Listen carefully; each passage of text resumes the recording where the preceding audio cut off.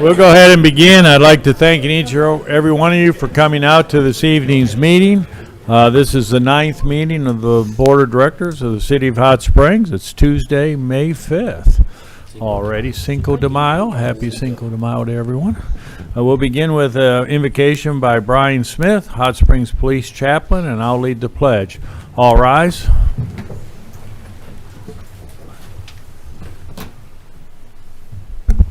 You would join me in prayer. Father, we come to you tonight, Lord, saying thank you for the many blessings that you've given us, Lord. We thank you for watching over us and keeping us safe, Lord, in the midst of everything that we have going on in our country, Lord. And we pray that you continue to watch over us as we go forward with this meeting, Lord. I pray for our citizens, and I ask a special blessing on our directors, Lord. I pray that you guide them and lead them in all decisions that they make tonight. We ask this and all things in your Son, Jesus' name. Amen. Amen. Please join me in the pledge. Pledge allegiance to the flag of the United States of America and to the republic for which it stands, one nation, under God, indivisible, with liberty and justice for all.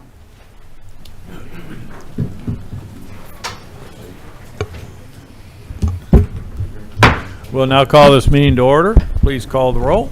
Director Aaron Holliday. Here. Director Phyllis Beard. Present. Director Marcia Dobbs-Smith. Here. Director Dudley Webb. Here. Director Karen Garcia. Here. Director Steve Trusty. Here. Mayor Pat McCabe. Here. This time we'll consider approval of the agenda. Are there any additions, deletions to the agenda, or items to be moved from consent agenda to new business? So moved. A motion by Director Garcia, seconded by Director Trusty to approve the agenda as presented. All in favor signify by saying aye. Aye. Opposed, same sign. Agenda is approved. Now we'll consider approval of the minutes of the regularly held meeting of April 21st, 2026. Are there additions, deletions, or corrections to the minutes as presented? Hearing none, I'll entertain a motion to approve. So moved. Director Dobbs-Smith, seconded by Director Garcia. All in favor signify by saying aye. Aye. Opposed, same sign. Approval of the minutes has been made. Recognition of guests. We have a very special recognition tonight, a proclamation honoring the National Nurses Week. This will be presented to Margot Bushmeyer, Arkansas Nurse Honor Guard, Garland County Chapter Leader. We have you guys could all come forward, please. I love that.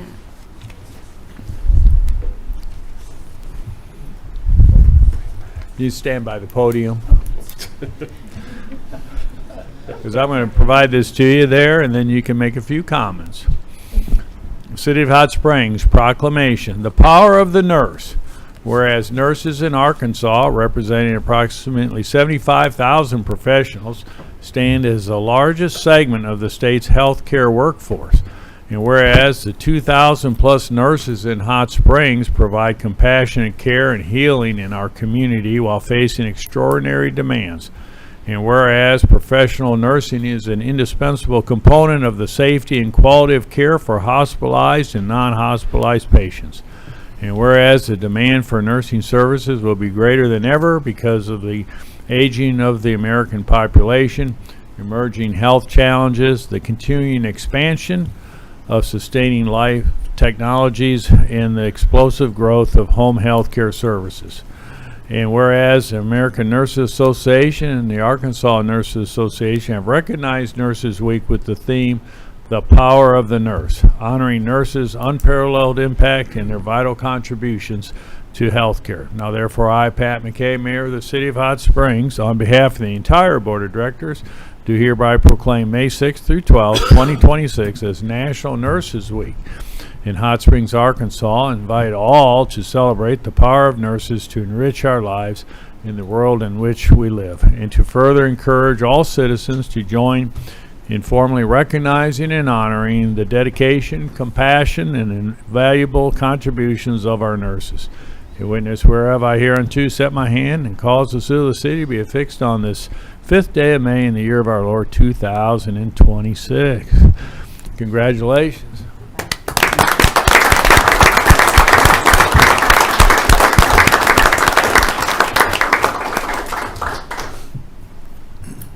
Thank you so much. Thank you. Well, I just want to thank you, Mayor McCabe and Board, because by doing this proclamation, you show the nurses of our community that you respect us and you're proud of our work, and we really appreciate that because nurses are working especially hard these days. And so I am representing the Arkansas Nurses Honor Guard, who speak at funerals. We could do a free tribute for nurses who have passed, and it's just an honorable service. But I have my friend Barbara Irby here, who wants to just say a few words about the nursing workforce in your community. Yes, thank you so much for the recognition. We are, as nurses, I'll tell you, it's taxing, but we love what we do. We show up every day, and as you can see, there's a lot of tenure in this room. We've been doing it a long time. I stand before you in representation of all of the nurses in this community, and we just look forward to engaging with high school students, because yes, I am on the school board for Hot Springs High, and we are trying to get students engaged in nursing because they are the future. And again, I want to thank you. Thank you all very much.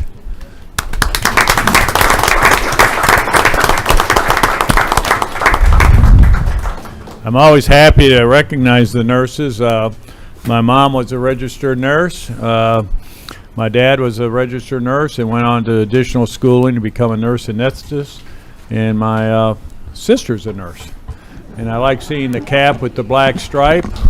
My mom always took great pride in starching her cap and making it really crisp. And she always felt that from a patient's perspective, looking up and seeing the nurse with the black stripe, they knew they were in good hands. So she was old school. She didn't want people to go away from wearing the cap with the stripe, but we know times change. But thank you for all you do. Thank you. Now we'll move on to the city manager report and call upon our city manager, Mr. Bill Burrow. Thank you, Mayor, members of the board. My daughter sent me a picture earlier. Her and some friends went over to Little Rock. They brought her out a cake that said 50% nurse. So she passed her final yesterday, and she's halfway there. Great. First off, I want to talk about a few of our employees, some of our new hires. Connor Jones as our police service assistant, Gary Payne, water production plant operator, and Bill Rickner, intercity transit driver. Want to welcome them to the City of Hot Springs and our City of Hot Springs family. We've got several promotions. Chase Helton was promoted to water production's facility manager. Chase is moving into the role that Cody Howe had. He's been with Cody and been with the plants for many years, and he'll be the manager of our Ouachita water treatment plant, our new water treatment plant, as well as finalizing the Lakeside plant. William Brakefield was promoted to police officer first class, as well as Larry Fowler promoted to police officer first class, and then Sarah Shepard was promoted to our stormwater manager. So want to congratulate each one of those employees and officers for their promotions. Also want to recognize two individuals. Jimmy Ballou, if you've been around the city very long or any of our traffic areas, Jimmy retired April 30th. Jimmy was with the city for 36 years in the traffic division.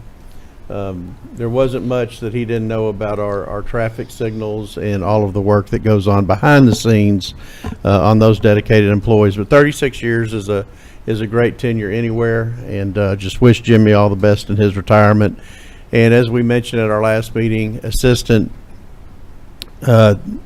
Police Chief Roach also retired on April 30th with 31 years of service with the police department. Man, what a great career that was. He's going to be missed, as well as our police chief that's with us tonight. I believe this will be our chief's last official board meeting. And Chief, we appreciate all that you've done for the last 29 years serving our community, and wish you the best as well in your future endeavors.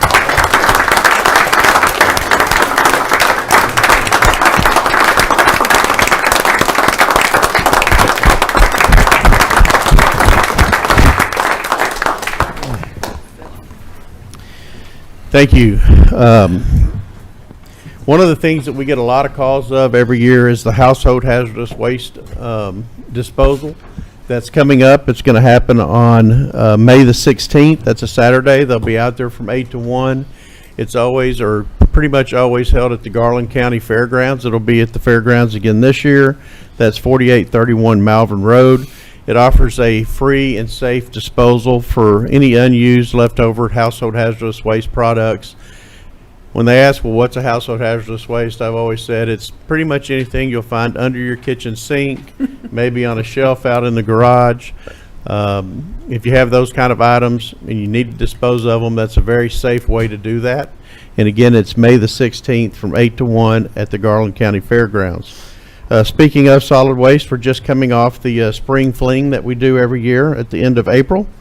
That department, Environmental Services, collected, 251 tons of waste during that weekend. They started on Saturday and ended about 4 o'clock on Sunday. It's a lot of work, a lot of time spent by a lot of different employees. I think there were somewhere around 150 construction roll-off boxes hauled in those 2 days. So it's pretty taxing on the department. We really appreciate all the hard work that they do. And I know that everybody looks forward to that spring fling event. That's another one where we get a lot of calls around this time of year. Our new fire station, it will be manned here in the next week or so. We will have an open house. First, we'll have a ribbon cutting at 10:30 a.m. on May the 15th. That's a Friday. And then a casual open house will follow from 4 to 6. We invite all of our residents to come out to the open house. They'll be able to tour the facility, meet the firefighters, learn about the department. Want to thank First Security Bank. They'll be on hand serving freshly cooked burgers and hot dogs during the evening event. If you've got kids that want to see a fire truck or fire apparatus up close, this is a great way to bring them to the station. Again, that's May the 15th from 4 to 6 p.m. The 2026 Police Memorial Ceremony held at the Garland County Sheriff's Department at 525 Washita Avenue. That's coming up. That'll be May 13th at 6 p.m. And we'll send this out to the board as well. Carry the Load is another event that our public safety is heavily involved in, our Hot Springs Fire and Police Departments. It's an annual event, Carry the Load. It's going to be from 7:30 to 10:30 or to 10 a.m. on Monday, May the 18th at the Veteran Memorial at 118 Orange Street. It's a month-long movement honoring the sacrifices of our military, first responders, and their families. This event includes inspirational speakers, a community walk of remembrance and connection, and refreshments, all honoring and supporting our nation's heroes. The Hot Springs Police Department, in partnership with Special Olympics, is participating in the annual Law Enforcement Torch Run on the morning of May the 19th. The Flame of Hope will be carried during the run from the Hot Springs Police Department to Lakeside School District as part of the Special Olympics USA Games. I know that that's always a pretty good turnout of our department. You'll see a group of them running, basically carrying the torch from the police department to Lakeside School. I'd be the one that have to get in the bus every 100 yards or so, but it's good to see that and appreciate y'all doing that, Chief. You guys do a lot for Special Olympics, and it is appreciated. As part of Resolution 2588, the Taxiway A sinkhole that we've talked about in the past, that project is fully operational. They should have that finished by the end of this month. It's coming along very well. We've got a lot of contractors out there working on different aspects of that, but that should be back in place and paved by the end of this month. Election packets, I talked about this last week. Election packets will be available for potential candidates to pick up from the city clerk's office beginning at noon, Thursday, May the 7th. The filing period is July 29th at noon through August 5th at noon. The general election will be held November 3rd. The positions on the ballot will be District 2, District 4, District 5, and for the mayor. For more information, you're welcome to contact Harmony in our city clerk's office. It's hard to believe, but we're still cleaning up debris from the May 2024 tornado. When you get out in the Shady Heights area, the Shady Grove area, Davidson Drive, that's our Parks Department, our Parks Maintenance Department. They took a pretty good hit, as well as Entergy Park. And most of this work is happening there at Entergy that's ongoing. Had about 3 acres that were heavily damaged. I think we finally got all of the debris out of the area. However, the master gardeners are going to be coming in, helping us seed with native grass and plants to support wildlife habitat. I want to thank the Friends of the Park. They applied and received a $10,000 grant from the Athletic Brewing Company in 2025 that helped us kickstart all of our recovery efforts, and they do so much for our Parks and Rec. Can't say enough about the Friends of the Parks and the work that they do.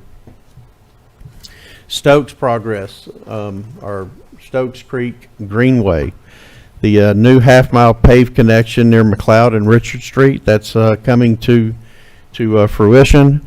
There's Cake Construction recently installed a privacy fence near the neighboring residential backyards. We've got decorative rock fascia on the concrete bridge.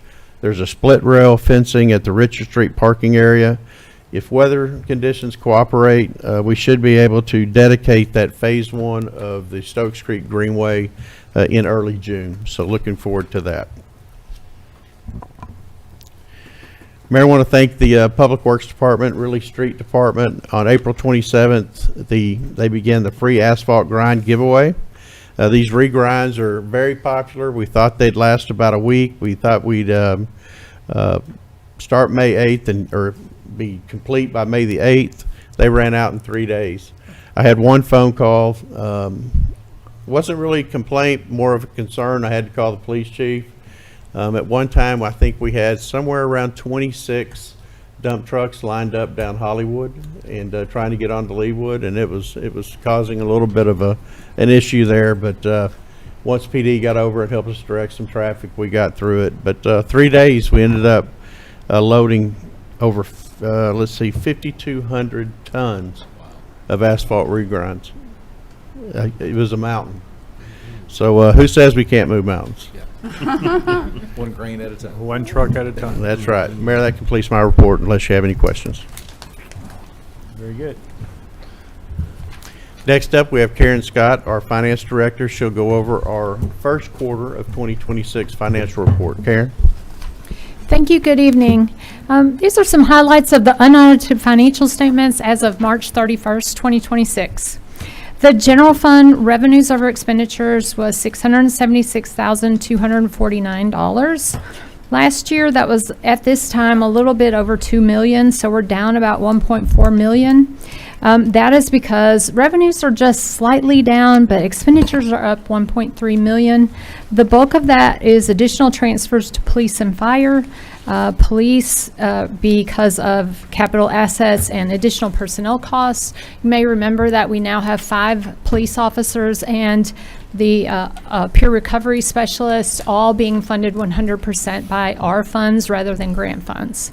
And then the fire station construction is also related to the additional transfers out of the general fund. The restricted fund balance in the general fund is $4.9 million, and unrestricted is $37.87 million. The street fund revenues over expenditures is $1.923 million, just down slightly from last year, and that's due to you may remember we've bought a lot of capital assets in the beginning of this year, so that's higher this year than last year in the amount of $588,000. We do have revenues that are higher in the amount of $217,000. The restricted fund balance in the street fund is $1.76 million, and the unrestricted fund balance is $14.8 million. The water fund revenues are actually under expenditures in the amount of $125,187. That is slightly down from last year and due primarily because of the startup expenses of the Amity plant. The fund balance in the water fund is $86.5 million. And in the wastewater fund, we have revenues over expenditures in the amount of $698,010. Last year, that was $767,000, so down only slightly. We do have an increase in revenues of over $724,000. We also have an increase in expenditures of $794,000 due to increased debt service amounts in 2026. The fund balance in the wastewater fund is $59.42 million. I'd be happy to answer any questions. Any questions of Ms. Scott? Hearing none. Thank you. Thank you. Now we'll hear from individual directors regarding announcements of upcoming events. Directors have an upcoming event they'd like to share. Director Garcia. I remind everyone that Bridge Street Live comes back next month. And every Thursday in June will be free. June 4th, Funk Factory. June 11th, Buffett, Jimmy Buffett Tribute Band. June 18th, Bad Habit. June 25th, the fabulous Freddie Mercury Tribute. So every Thursday, it's going to be great weather. It's going to be all kinds of fun with food, drink, music, and vendors on the historic Bridge Street in downtown Hot Springs. So mark it on your calendar for every Thursday next month. Thank you. Very good. Thank you. Additional announcements?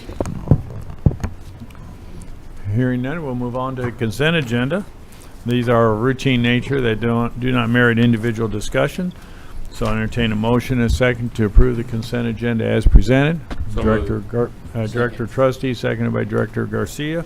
All in favor signify by saying aye. Aye. Opposed, same aye. It was adopted. What, did Director Webb give the second? Was that it? Yes, sir. I changed my voice though to make it match who you said. Yeah. He thought you said hi instead of I. Very good. Well, we'll correct that. Give credit to where credit's due. Director Webb. We have 3 items under old business. We'll begin with consider ordinance O-26-07. Now entertain a motion and a second to suspend the rules and read by title. Director Trustee, second by Director Dobbs Smith. Have a motion and a second to suspend the rules and read by title. All in favor signify by saying aye. Aye. Opposed, same sign. Council, please read by title. Ordinance O-26-07, an ordinance adopting development impact fees for the wastewater system of the city of Hot Springs, amending ordinance number 5275 and prescribing other matters relating thereto. That concludes your reading, Mayor. If you would, entertain a motion second to adopt. Motion to So adopt. moved. Director Garcia, seconded by Second. Director Holliday. Our city attorney, Mr. Albright, will provide the staff report. Thank you, Mayor. I'll try to set the table on this, or I guess reset it. This comes back to you on your agenda after being tabled previously this year in favor of a work session to try to discuss some of the impacts of this fee to our fee structures and revenues and the impact that it may have on residential housing in particular. It was tabled for this evening for you all to have further discussions about how you might want this structured. Currently, it came back to you as originally presented.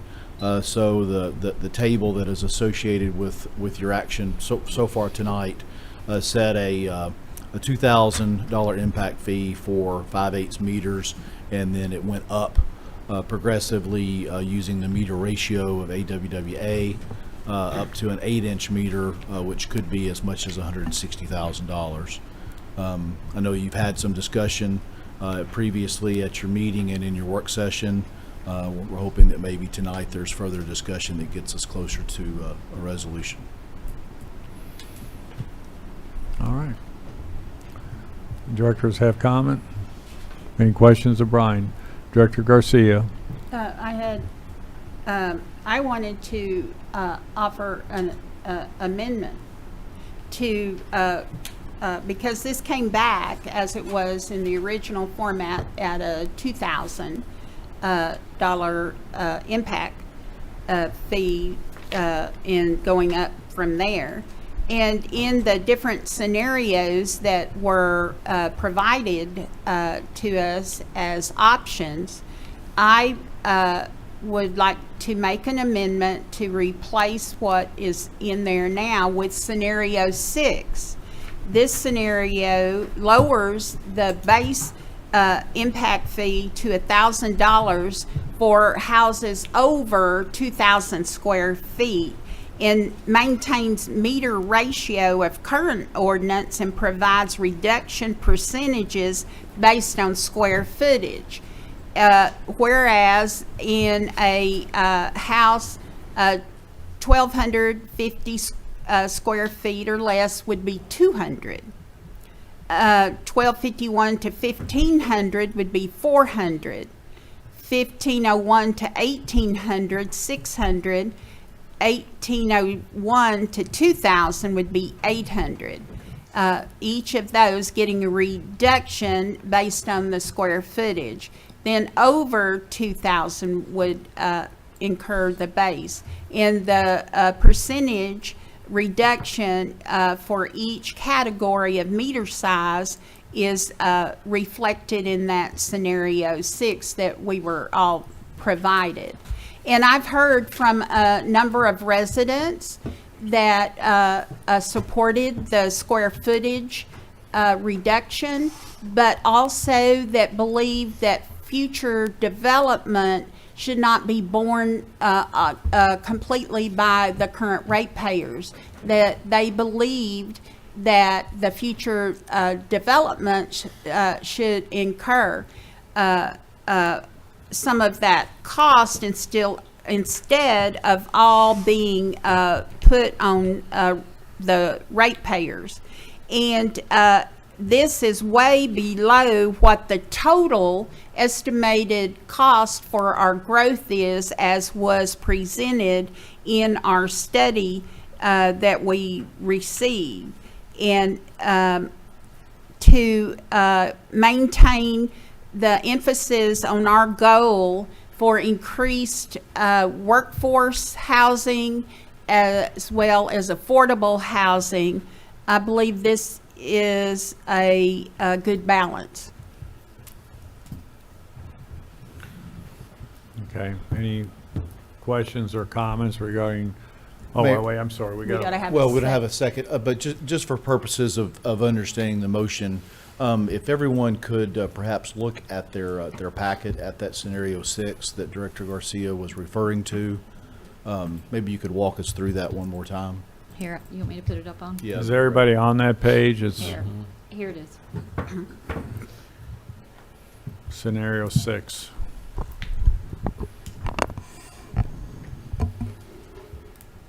So, well, it's laid out here, and it's what I stated regarding reduction based on the square footage of the house. So it would not be, if it was 1,250 square feet or less, you get a 80% reduction, which would be a $200 impact fee. You had mentioned something about the current ordinance and the ratio. I wanted to make sure that we weren't talking about the one that's already, because we currently have a wastewater impact fee. Oh, for the water, yes, you're correct. We don't have that for water. This is all new for water. So your motion would include the meter ratio that is included in scenario 6? Yes. So I wanted to make the board aware of something. I noticed something that's not correct on this scenario 6 that I had sent out. That maintains the meter ratio that's in the study, not in the current ordinance. If you were wanting to look at the same thing, it would be scenario 2 in your packet that maintains the current meter ratio of the current ordinance. That's what I was trying to get at, yeah. Can you show us? It does change it a little bit as you get into the larger meters. Doesn't go up as high. It stops at 29 instead of going to 80. But did the lower ones go as low? Wasn't Two. the lower ones higher? 200, 400, 600, 800. Oh, it's the same? 5/8 and 3/4. Oh, it froze up. And that's my error. That should have stated rate study, not the current ordinance. The meter ratio in scenario 4 was half of the meter ratio that was in the proposed rate study that Dan Jackson gave. Okay, so that one wasn't,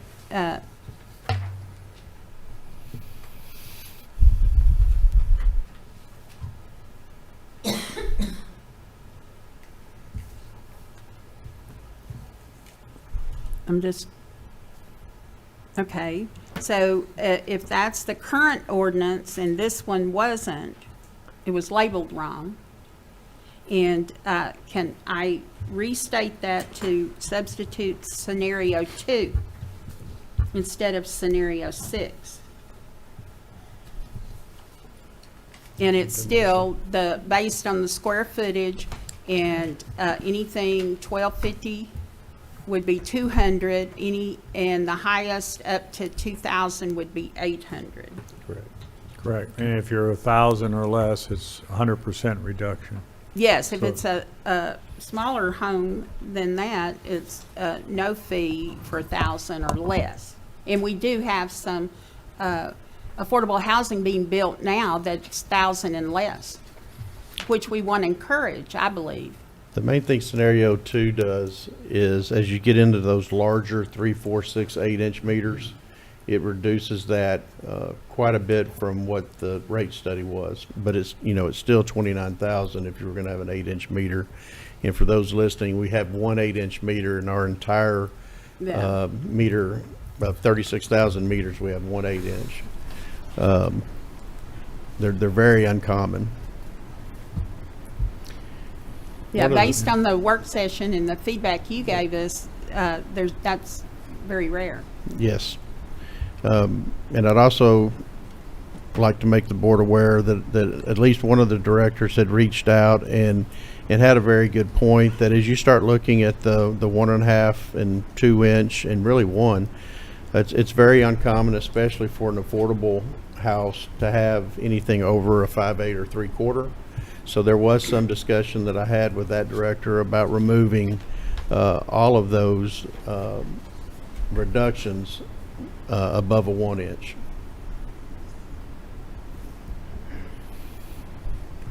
But I Direct- thought that was very rare too.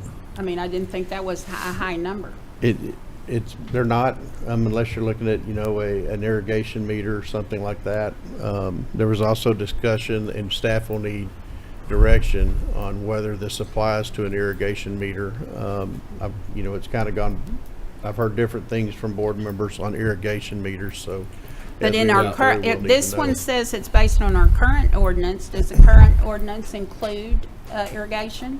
Our current ordinance only has wastewater, but the I mean, ratio. we don't have anything on water. Correct. So this would only currently cover water connections. And of course, right now, we're only talking about wastewater. We haven't gotten to the water one yet. Oh, well, Oh, this that's is a good point. wastewater. This The is first one's wastewater. I mean, they're both the same. They are. Very. So this one's Yes and wastewater, no. so it wouldn't impact irrigation. Right. Okay, we're So- getting them commingled. All right. So. But I so would ask for a second so we can have more discussion. Wastewater scenario 2. And That's your Yes. I will second so we can Okay. Got officially a have motion and a discussion on this. second. Any questions of Brian? Just that would- clarification, because we've gone both ways. This is on wastewater only. Yes. The current fee is 500 regardless. Yes. This lowers it for anything under 1,500, and is a slight increase for over 1,500 square feet. True. Yep. Okay, any further discussion from our questions of Brian? Because we do have an individual who has signed up to speak on this ordinance. Are we speaking on the On the amendment? Okay. I personally would like, especially because there's an amendment on the floor, I think that it could impact some of the testimony and could inform if we amend the amendment or approve the amendment. So if it's okay with everybody, I'd like to hear what, Yeah, we'll what move, people have to say. that would be our normal, well, I agree with you, rather than approving the amendment, then having discussion. Mr. Tyler Draper, please come forward and restate your name, address, and district, please. Good afternoon, Tyler Draper, District 5. I would really just push for what Karen Garcia was saying with the tiered system, to put $2,000 fee on something, you know, someone that's first-time home buyer or a new builder. That's going to price people out of being able to build here in Hot Springs. It took me 3 years to buy a house here, and my neighborhood building has really slowed down in it. And I believe 1,000 square feet, 1,500 square feet, whatever below, not putting that burden on working families and people like that would be a fair shake for me. So I would definitely support this and hope y'all pass it. Thank you. Thank you. That's all those that signed up to speak on this particular ordinance. So we want to vote to approve or adopt the amendment? If there's further discussion on the amendment, otherwise. Okay. Any additional, Director Trustee? Thank you, Mayor. Bill, I was not the director you talked to about this, but that was going to be my suggestion tonight. In a previous work session or at the last meeting, you mentioned that 90% of our homes have a 5/8 inch meter, or is it Over that. 95? Yeah, about 95%. So what would be a scenario where 1,000 square foot home had a 1 inch or 1.5 or a 2 inch water meter?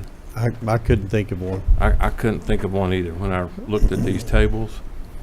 So And even when you get down to your 2,000 square feet homes, Right. it's very unlikely to have even a 3/4 inch. Right. Almost all are going to be 5/8. Right. Unless there's some, you know, Commercial. unless it's a really big house. But even with that 2,000 square feet, you're not gonna get over that 5/8 and 3/4. All right. So whoever the director was, I think it would be permissible or plausible to reduce that 1.5 and that 2 inch and make those columns NA just Yeah, like the non-applicable. others were. I agree. Is that another amendment? Is that a motion to amend? the Well, amendment? Well, I just want to We discuss. haven't even voted yet. You can't amend an amendment. You got to vote the first amendment up or down first.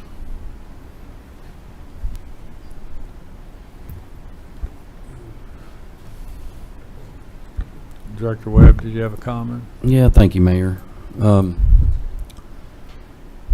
want to make sure before I start speaking that this is an amendment that is just going to, if passed, provide a scenario just for wastewater. Isn't that correct? That's the Not only water. ordinance we have on the table at this Yeah, time. just wastewater. Right. Scenario 2, right? Yes, sir. 6 is on, oh, that's on mine. There we go. So our Director Trustee was commenting on is that and I don't want to speak for Director Trustee, he can reiterate, but I think you were saying that NA would apply to the 1 and 2 inch, 1.5. 1.5, and 1 inch? Were there three sizes there, or just two? I would propose that it start at one inch and go Yeah. NA all the way down. So if you have a 1 inch, 1.5, or 2 inch, there wouldn't be any reduction because those aren't Right. those don't tend to be single family homes of what we're discussing here. That was what I thought. So what we have now is a motion and a second to do scenario 2. We would have to defeat that, then come back with a new amendment to have scenario 2 less Or the, amend the amendment, but if it's Well, we as just the were told city we couldn't. manager said that it would never happen, it's the same as having an NA. It's never gonna well, we happen. ought to keep it clean. Yeah. One issue to remember is the master meters. Well, that, Director Webb. yeah, thank you, Mayor, too. The NA would also mean that instead of 500, which is what's currently imposed on wastewater, that 500 for somebody who puts a 1-inch meter now goes up $900. Would that not be correct? 500 is gone if you adopt this amendment. That's what and I'm pass it. saying. But 500 is what's currently in place for wastewater, is it will- not? It will no longer exist. Yeah, it would go away, and if anybody were to put a 1-inch meter, that 500 now turns into 1,400, correct? No.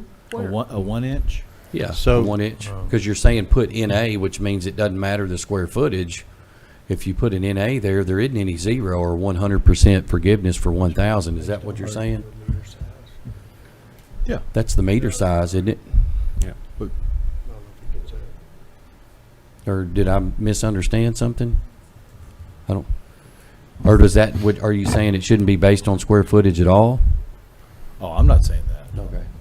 No, Well, that's the the confusing feedback part I for me, have because has been looking it at this was. scenario, anybody that puts a 1-inch meter has an impact fee of $1,400 as it relates to scenario 2. If the square footage is 1,000 or less, that's 0 according to scenario 2. But with this suggestion to bring some type of an amendment to scenario 2, that 0 would turn into NA all the way across, so it's $1,400 straight across the board. Is that not correct? No. So that means what once was 500 turns to 1,400? But I think what, you're not gonna have an affordable house that's using a 1-inch meter. It's very Well, unlikely any that's house. gonna happen. Anyhow. You know, when we looked at this, you know, it was my understanding that the board wanted to look for something that helped incentivize affordable housing and workforce housing for that matter. But once you get, you know, above a 5.8 and 3/4, you're way off this chart on 2,000 square feet anyway. And you also have to keep in mind that we're talking about capacity. A 1-inch is going to take a significant amount of capacity from our wastewater system.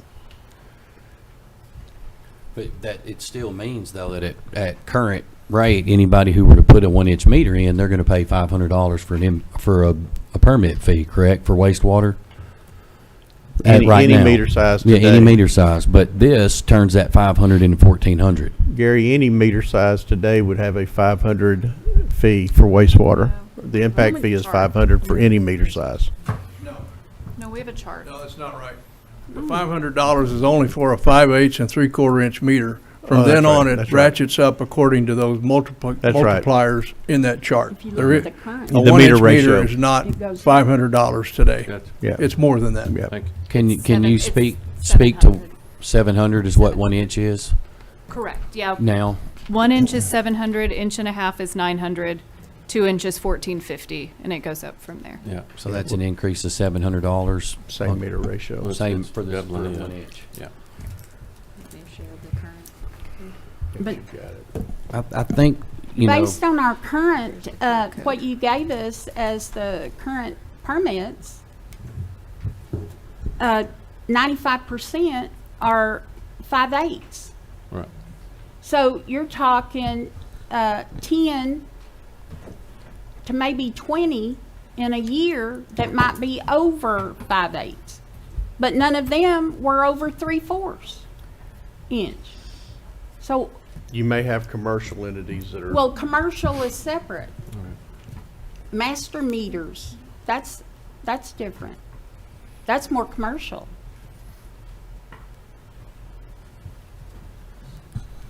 Director Webb? yeah, thank you, Mayor. I still look at it as being double the rate. You know, if it's once 700 and then we flip it to 1,400, that's double what somebody used to could have paid under the current plan.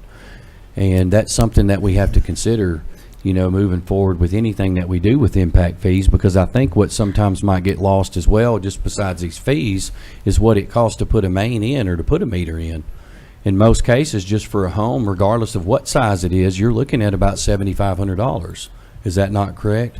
Yeah, but that, you know, you got to consider that as like the cost of a trestle on the roof. You know, it's part of building a home. One of the things I'll say from what we currently have today in our meter structure or in our rate structure, it didn't have $150 million worth of improvements. One of the reasons we're looking at this today is because we just spent over $150 million on this system. And if we don't want our current ratepayers to pay for that, you have to try to get that back through some type of an impact fee, because, one of the things we have to keep in mind is anybody that's currently on our system will not be impacted by this unless they increase the size of their home or build a new home. This doesn't affect any current ratepayers today. But if we don't have an impact fee to where we can start paying down some of the debt, it could affect them in future increases. If you can follow that. Director Webb?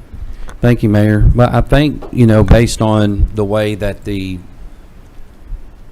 current permit fees are set up, on average, city does take in about $120,000 per year, right? Just on the $500 permit fee for wastewater. That's And that those monies go towards bond reduction, correct?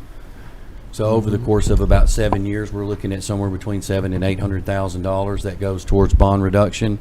And I don't know that message of, hey, if we build this massive infrastructure for water,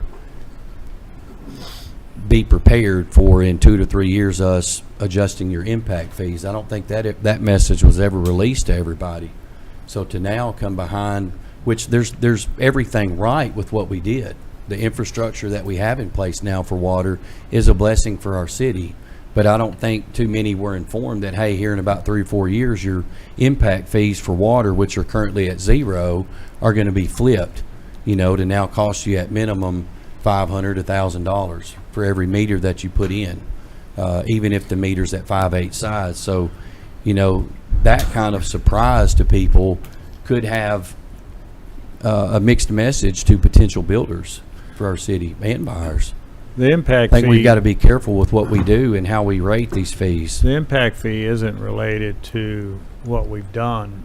It's Well, it is focused as on for it's bond focused reduction. on the next build out, the next expansion, because the quantity of water, in this case wastewater, our plant capacity will be impacted by future growth, which we want, but then who pays for that future growth? Who pays for that extra water plant? Who pays for the next expansion to the wastewater plant?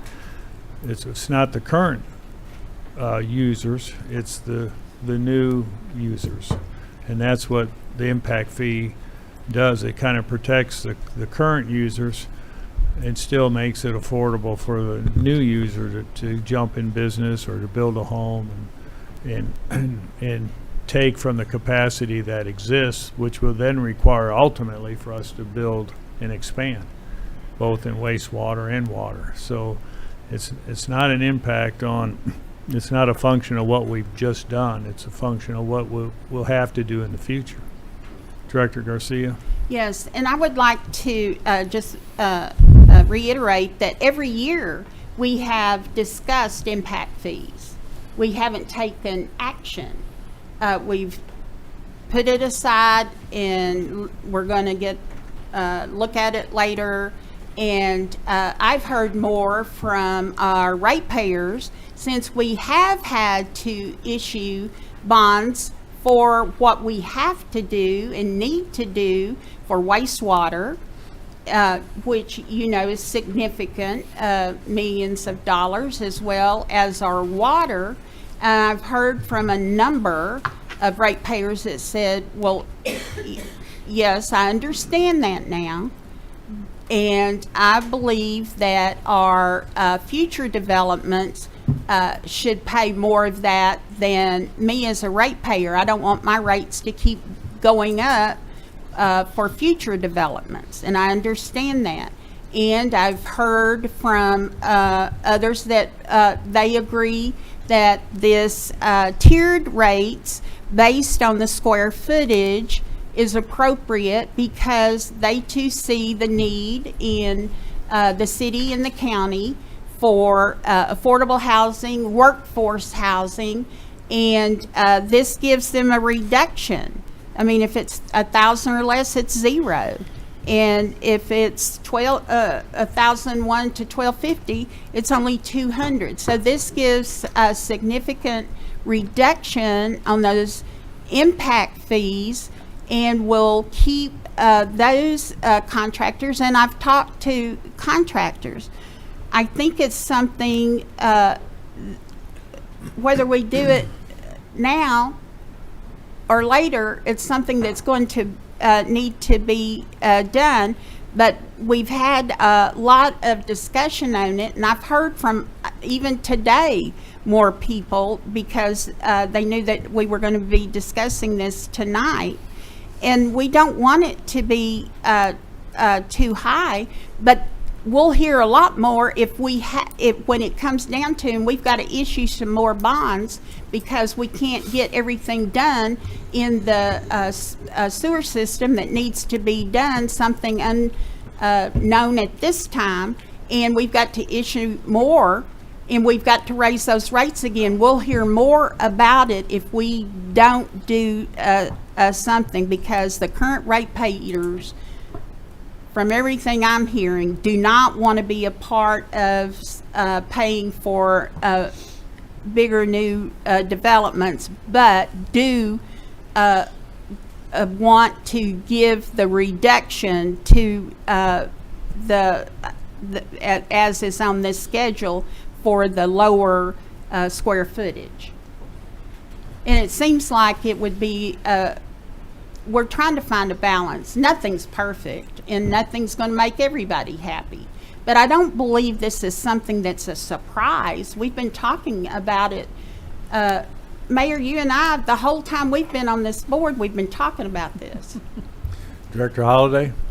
Thank you. I want to return a little bit to something that Director Webb said when you were talking about if someone is expecting to pay $500 total now, because we only have a wastewater fee, and this increase could be prohibitive. However, in this scenario too, and especially from the developers we've heard from who are talking about houses that are from about 500 square feet to about 1,800 square feet, you know, especially in those smaller, you know, if they're building a house under 1,000 square feet, they're going from 500 to 0.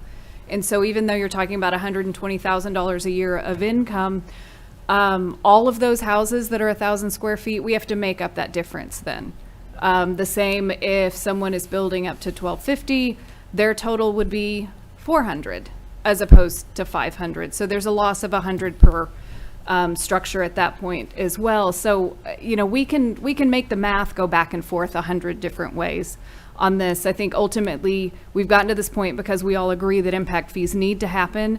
I know we're not to that point, but I too agree that we need to look at these larger meter sizes and not necessarily have any reductions there because they are commercial, and we've all been very clear that this needs to incentivize workforce housing.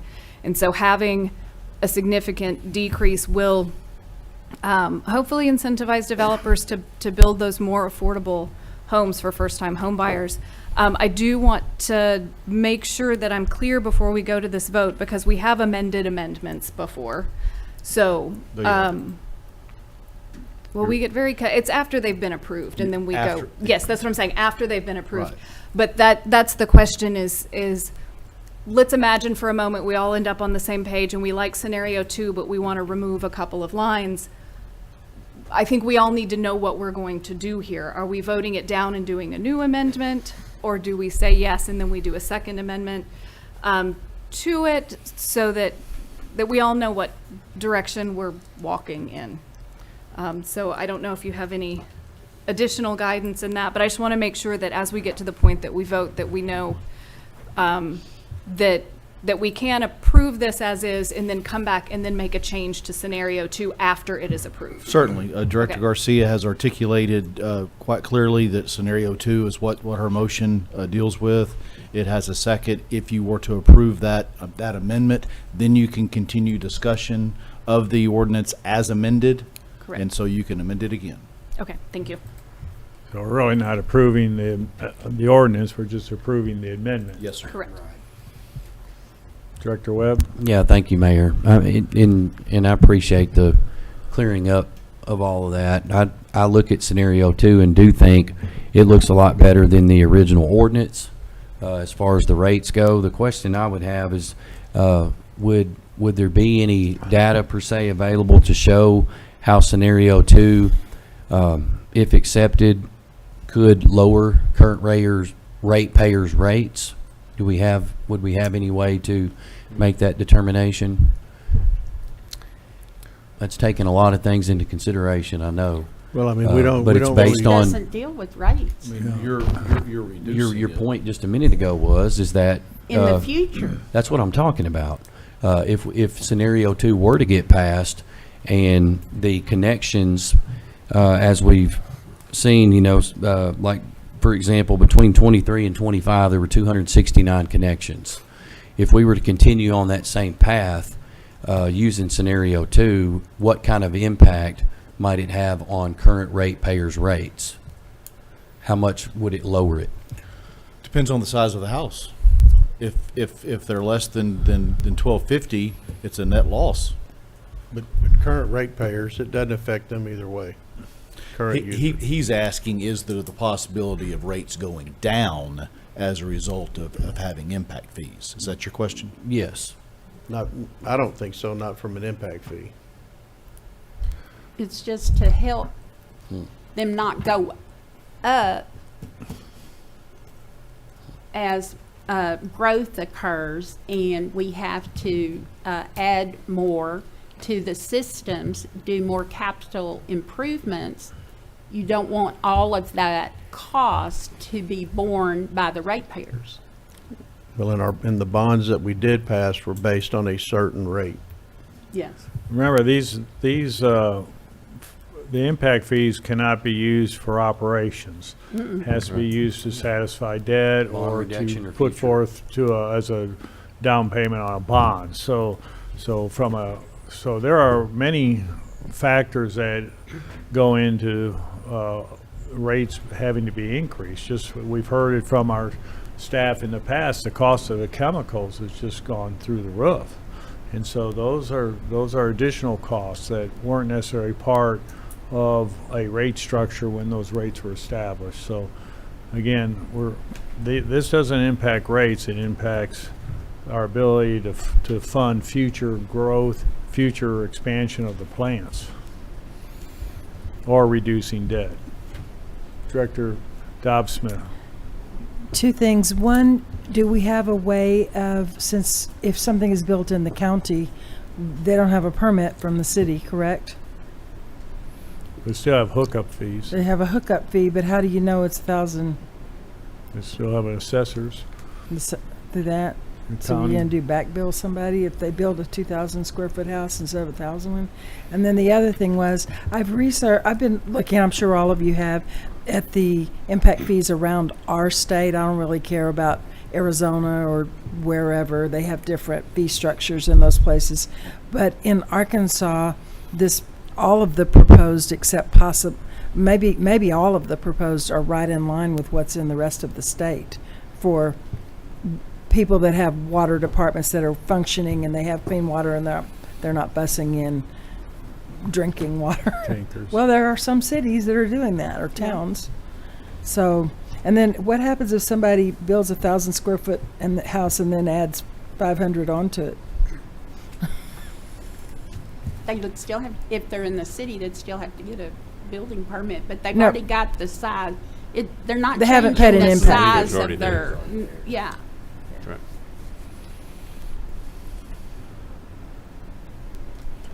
All right, everything clear?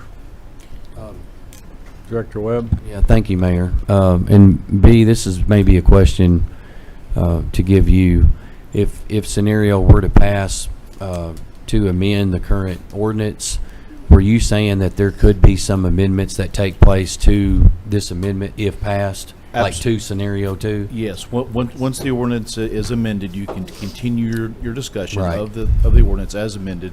One suggestion that I'm going to have is the effective date. The effective date Right. says June 1, so I suspect that you all are going to want to move that down the calendar a little bit. Yeah. If one more question, if scenario 2 were passed to amend the current ordinance, could then there be this ordinance tabled again for a future work session to maybe get scenario 2 to work in a better condition? If there's That enough, be- if there's enough votes to table it, you can table it. Okay, thank you. Director Trustee? Thank you, Mayor.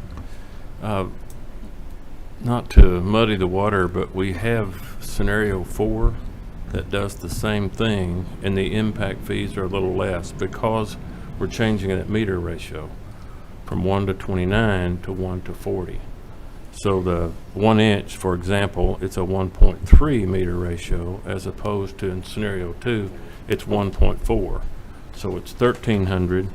It still keeps that same reduction. Those numbers are about the same going across because of, especially the first 2 lines. And so it's, it just changes that meter ratio from 1 to 29 to 1 to 40.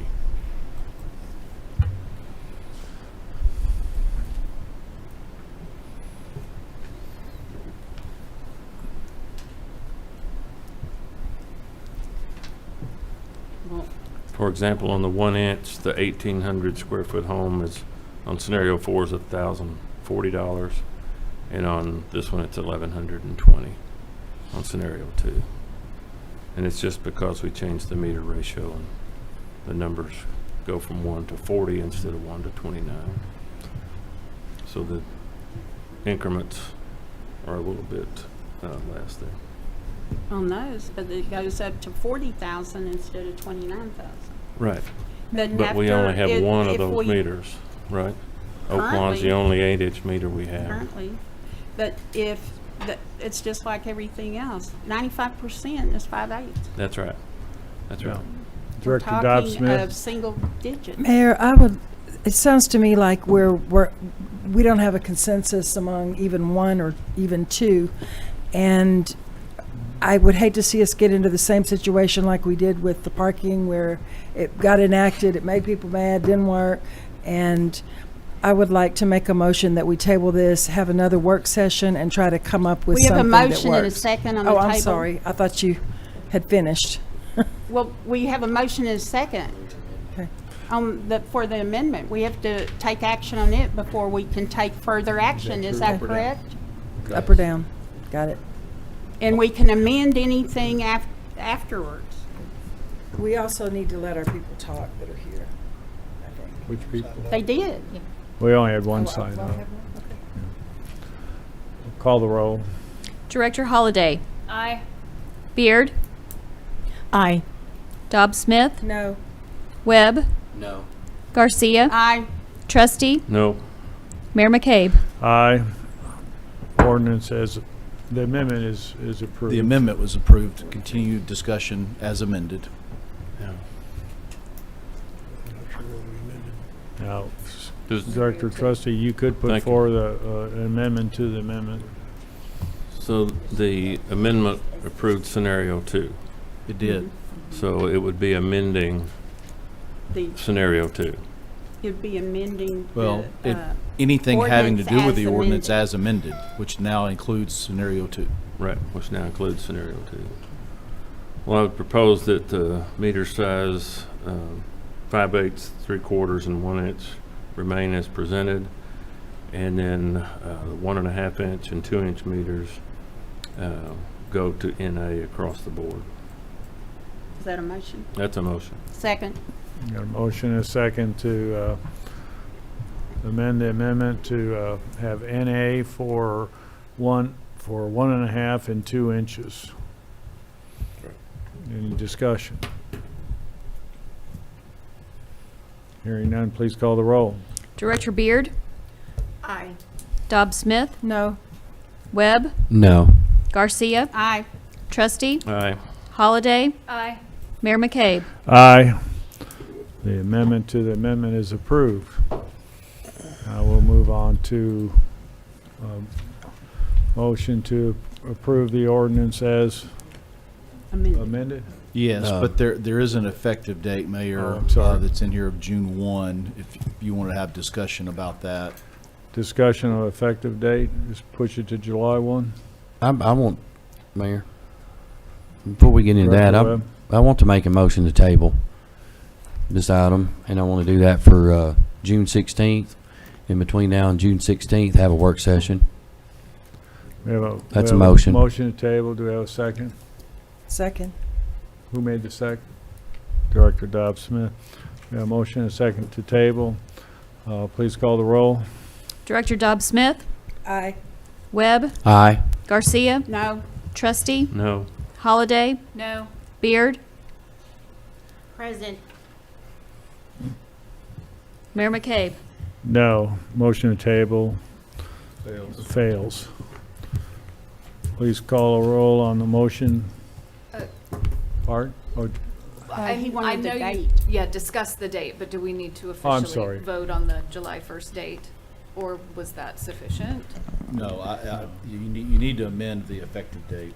Okay, I will make a motion to amend the effective date to July 1st, 2026. you got a motion and a second to amend the effective date to July 1st. Please call the roll.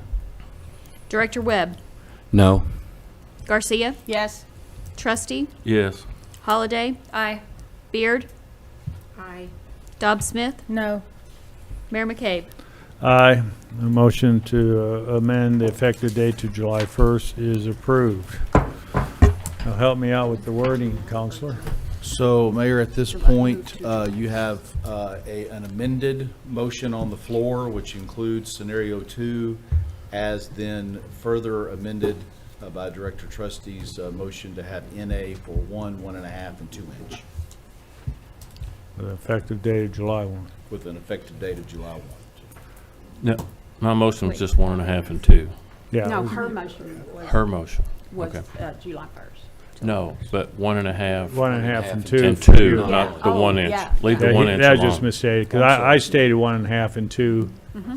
when I restated your Right, and motion, that's what- which was seconded That's what I did. Okay. with a July 1st, so please call the roll. Pardon? Say again, Well, I heard you say call the roll, so what are we calling the roll on now? The date change? No, we already voted You already on voted that. on This the is the date. amended motion, the amended ordinance. Okay. With scenario 2, effective July 1. Yeah, Call the roll. If I can just, it's the amended motion. You have an ordinance, and if this motion is approved, that old ordinance is being repealed, and you're gonna have a new ordinance, so try to think of it that way. You're approving the motion as amended on the floor tonight.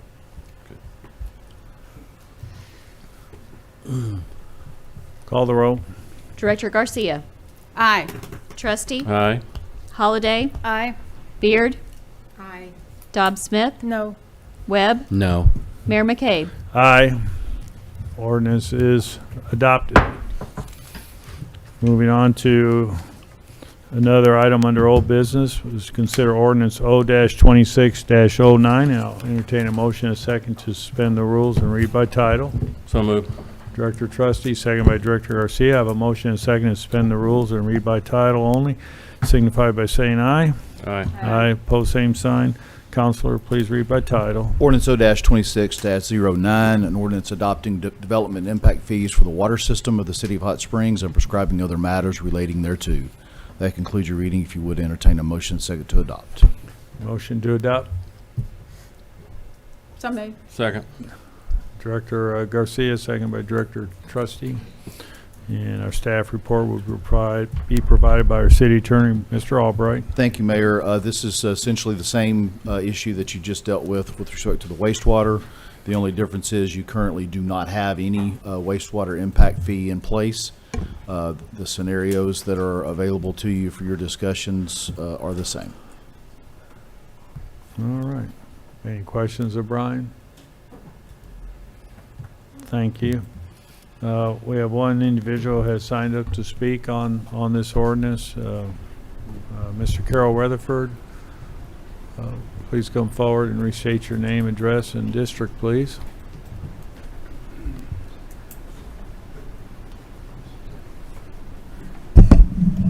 Carol Weatherford, 103 Ironwood, District 4.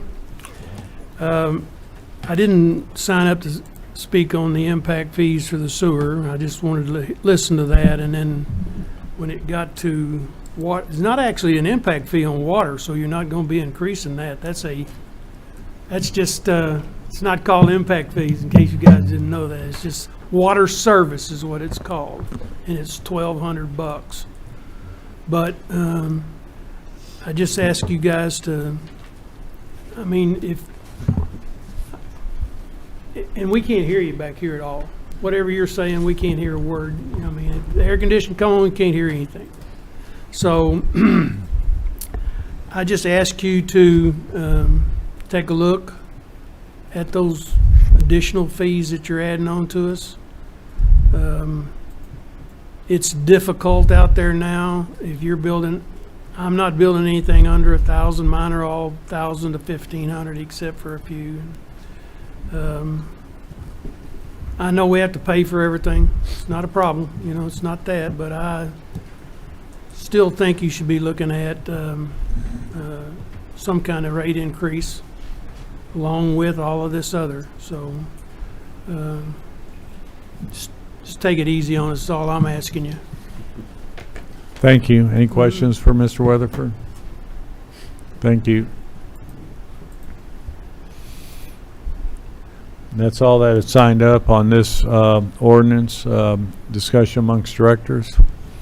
So what we have is what now? Scenario one is the. Yeah, you're at 2,000. That's what. I'm sorry. Yeah. You're at 2,000 on the 5/8, 3,000 on the 3/4. That's in the current ordinance. Yeah, It's in the that's proposed The ordinance. current proposal for the ordinance, right. which is listed on page 40. 46. 46? I was on 40. Okay. Is in the body of the narrative. Okay.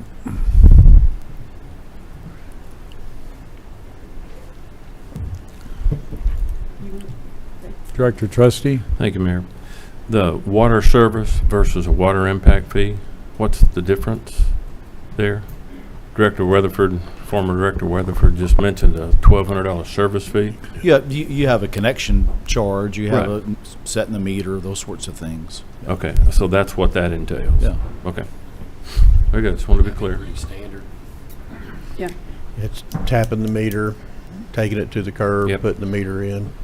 Yep. Or tapping the main, I'm sorry. Any discussion? Director Holliday? We're going to race. I would like to propose an amendment that looks just like what we just did, where the fee schedule is replaced by scenario 2, but also has the change of the 1.5 and 2 inch meters being in A. And effective date July 1. Correct. I second that motion. All in one. So we have a motion to amend scenario 2 with the 1.5 and 2 inch being modified to NA with an effective date of July 1. Right. We it would have a be motion and a Scenario 2 as amended, As right? amended. And that's what we're talking about. The same thing that we did on the wastewater, we're doing on the water. Yes. Okay, thank you. Just want to be clear. That's it. Thank you. With effective date of July 1.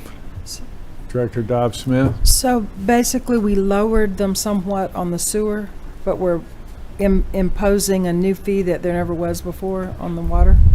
Is that what you're saying? With a reduction focused on those smaller homes having a significantly reduced impact to where, again, 1,000 or less square footage has no fee. If you're 1,001 to 1,250, it's a $200 fee. Again, I'm talking about a 5/8 inch. Right.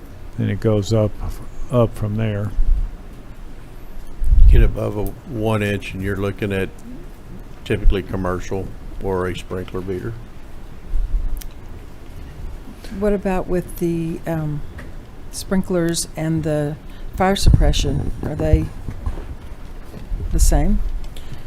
Yes, I've not heard a motion. We have one on the floor now that we need to decide, but there's not been a motion to have a higher impact fee for irrigation. So it would be the same and would have the same exclusions for square footage, unless you want to have an exemption for irrigation meters. What you would typically find is somebody would come in and get a 5/8 meter for their home service, and then if they're going to have an irrigation meter, they may do a 1 or a 2-inch, but they can choose to do that, and the fees do increase. And that's Well, that's 2 something, inches in a. that's something to No, you know it to wouldn't have a consider, but reduction. maybe that's not what's on the floor right now. You have a motion on the floor. I thought 1.5 and 2 was in a. They are. These rates would be, Across. that would be for any meter, right? It'd be for any meter. You're not carving out any special rules for irrigation. Right. I mean, if they come in and get a 2-inch irrigation meter, it's what's on the chart. Right. But if you got another meter and it's 2 inches, it's in a. Again, 1.5 and 2 inches NA, meaning that there's no there's no percentage reduction in the fee. So the impact fee for 1.5 would be $1,800, and the impact fee for a 2-inch would be $2,900. So if they put an irrigation system in those sizes, those are the impact fees that they'll incur, regardless of the size of the house.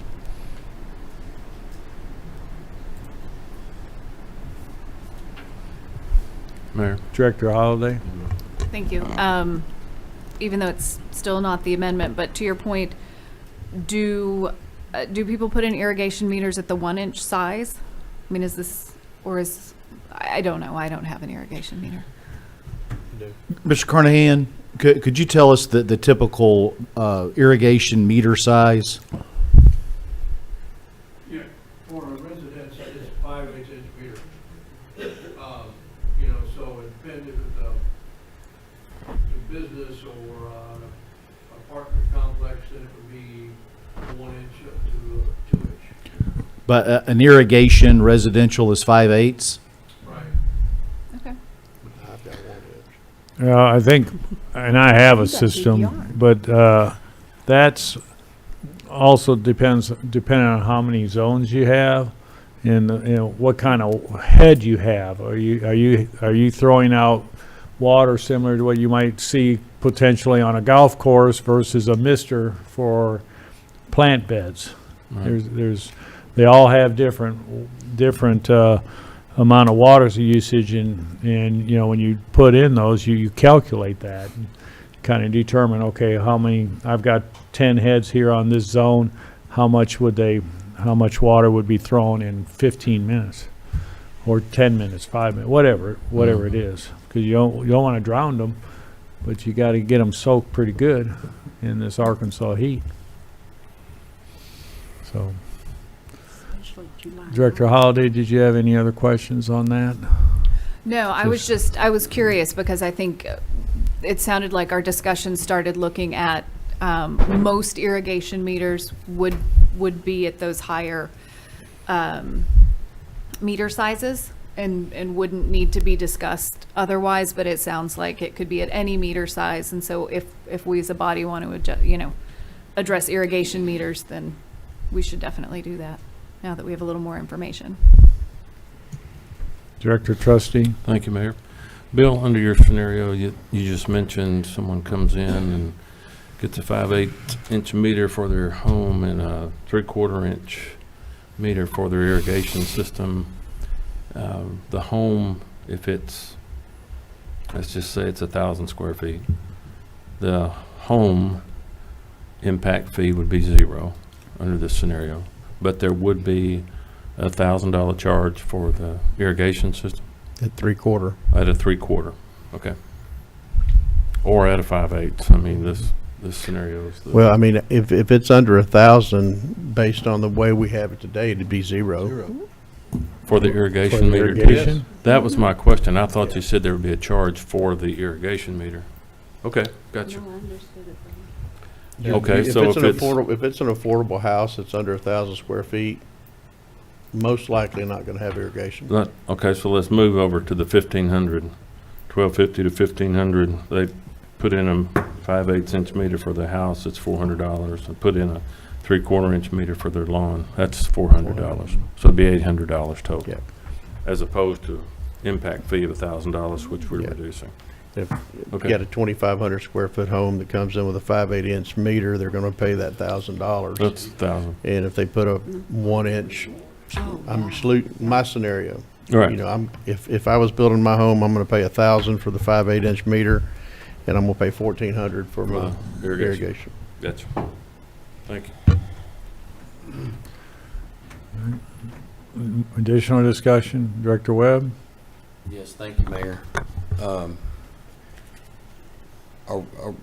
Are we voting on the amendment now? Yes. Okay.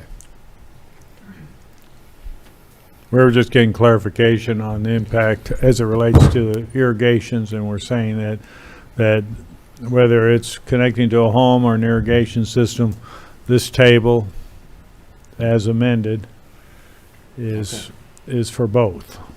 Okay. Okay. Any additional discussion? Hearing none, call the roll. Director Trustee. Aye. Holliday. Aye. Beard. Aye. Dobbs Smith. No. Webb. No. Garcia. Aye. Mayor McCabe. Aye.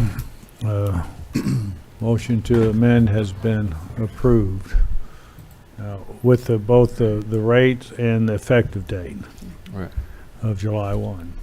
Now entertain a motion. What's the wording? Help me out. Motion. As to- amended. Well, it's Approve. already amended. If you want to have further discussion, you can. Otherwise, you would call the roll as, Director Webb? motion as amended. On the ordinance. Okay. Yes, I'm with you. So, the current ordinance was just amended to essentially look almost like, well, exactly like It is. 7, right? Except for water instead of wastewater. That's correct, right? Yes, sir. Okay. I want to make sure all of y'all are following along too. I'm trying to keep you there with me. I can read the room as good as anybody in here can. It isn't hard to tell that the amended ordinance is probably going to make its way around and pass. I'm not blind to that effect. So I just have a few things I want to say. The first is, you know, at the previous work session that dealt with impact fees, we were given a scenario that looked almost 180 degrees different than what we're seeing today, which probably, if passed the way it was, would have had a horrible impact on builders and developers coming in here to move. The way that this scenario looks versus what it could have looked like is, in my opinion, a lot more improved than it was as the original ordinance. And those type of kudos need to be given to, you know, this board and developers and builders that were here to speak on that issue, and then city staff for taking the time to take all of that info and put together these different scenarios. A lot of work went into this, and I think you need to hear me and maybe some others later on give you a huge pat on the back for putting in that kind of work, because those kind of numbers, and then even taking our advice and basing it on square footage, which is going to complement one of the board goals, you know, for improving affordable and workforce housing here in Hot Springs. So I'm telling you all of that to then come back and say this, that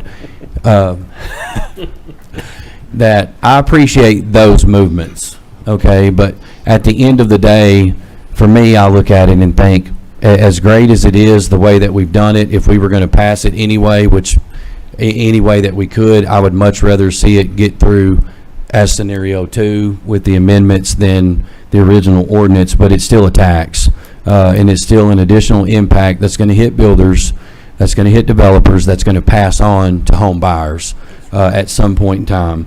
And it's going to be more than what it would have cost if nothing was done at all for these impact fees.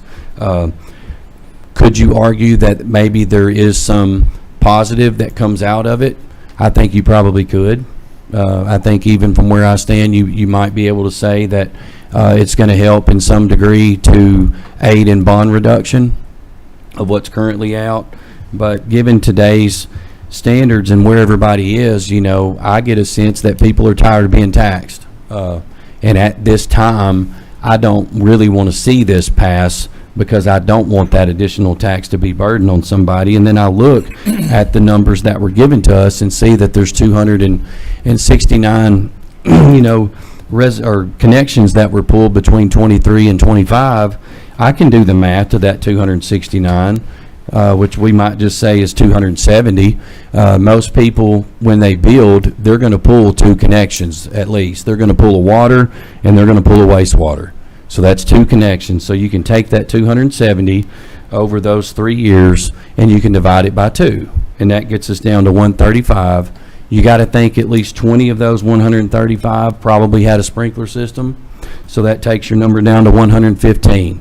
So in those 3 years' time, about 115 new homes were established. And this is all coming with 5/8 meters. So that's somewhere between 30 and 40 homes per year. Could an additional amount of money being paid to put a water system in influence a developer not to build? That's the question that it comes down to. And so I would much rather take a chance on the answer being no to that and not putting in another fee for a builder to pay to be passed on to a buyer.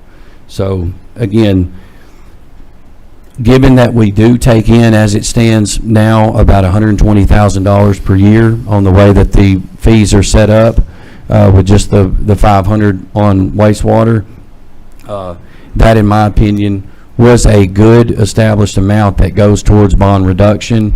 And I don't want to see any more passed on to the builder and developer, so that's why I'm going to be voting no. Thank you. I need to clarify just one thing. I appreciate you coming back to the end and finally referring to it as a fee. Yes. This is not a tax, and it's important that we not try to couch it as a tax. A tax at this point would be illegal, and having gone to the Supreme Court of Arkansas over whether or not a stormwater fee is a tax or a fee, I don't want to get anyone riled up in the community that this is a tax for which they're going to sue us. It is a fee. It is a fee.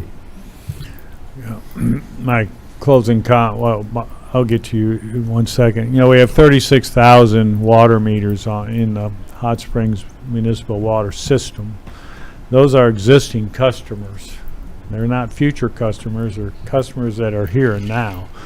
And so again, going back to the comments I made in the wastewater, the impact fee is to collect funds from new connections that will reduce the capacity of the existing system, that will in the future result in us having to expend funds to expand the plant capability, or as we you guys planned for, you could create a second plant at the same site and increase our water capacity. So again, you know, I'm in favor of the 36,000. We're not curtailing any future development. I think when people develop, they expect there's costs to in development, and certainly I've incurred some in the one project that I had, and you know, we don't control lumber prices, we don't control concrete prices and all that, and there's a lot of costs that go into construction, and those are recognized today, and I'm still amazed with the amount of construction going on. So but we want to recognize that we have 36,000 existing customers, and we're trying to insulate them to a certain degree on the capacity that's going to be used with new development. Director Garcia. Thank you, Mayor. I just wanted to reiterate my support for the motion as amended, and it's based on feedback from our residents and builders. I only received 2 comments that did not want it. I had overwhelming response that they saw the value in what that we're adopting what we adopted on the wastewater and what is before us to vote on now. So I listen to my constituents and to our residents and want to do what's they want done as well, and these are consumers. The current drop in the interest rates now for any, we want to increase the number of water connections because we want to increase the number of houses that are being built in our system. So the drop in interest rates would pay for this impact fee in just a few months. The decrease in what they would have been paying, and with future interest rates that we see coming, that time frame could be reduced as well. So I think this is a balance. It's not, nothing is perfect, but it is helping incentivize the smaller and affordable and workforce housing builds, as well as relieving future additional increases on current ratepayers. So I support this, and I've spent a lot of time talking to people and getting their feedback and studying this. And I believe this is the right thing to do. Thank you. Any additional comments or questions? Please call the roll. Director Holliday? Aye. Beard? Aye. Dobbs Smith? No. Webb? No. Garcia? Aye. Trustee? Aye. Mayor McKay? Aye. Ordinance is approved as amended. Moving on to ordinance 0-26-10. Entertain a motion and a second to suspend the rules and read by title. So moved. Second. Got a motion and a second to suspend the rules and read by title. All in favor signify by saying aye. Aye. Aye. Opposed, same sign. Ordinance O-26-10, an ordinance repealing ordinance number 6520 by removing Church Street parking lot from the city's short-term facility use policy. That concludes your reading, Mayor. If you would entertain a motion and a second to adopt. Motion to adopt. So moved. Director Second. Holliday, second by Director Trustee, and the staff report will be provided by Deputy City Manager Lance Spitzer. Good evening. This is your last item of new business, or old business. Your new business is in sight. So this one comes to you as old business. So it is being presented in the same manner and same recommendation. It was presented to you at your February meeting, tabled to come back to you this May 5th meeting. So the recommendation is to remove the Church Street parking lot from your short-term facility use policy that the board had amended and added that Church Street facility into it. During the time that it was tabled, the board did task the city manager with coming up with a location to deal with some of the concerns for some of the nonprofits that have been using that facility for some of their events. So during that time, I think you have your first item of new business will address that. But I do want to be clear that this particular item does remove the Church Street parking lot from any use for short-term facility use. It repeals that fee as well. And that Church Street parking lot is part of your parking program. It is a parking lot that has approximately 65 to 70 spaces.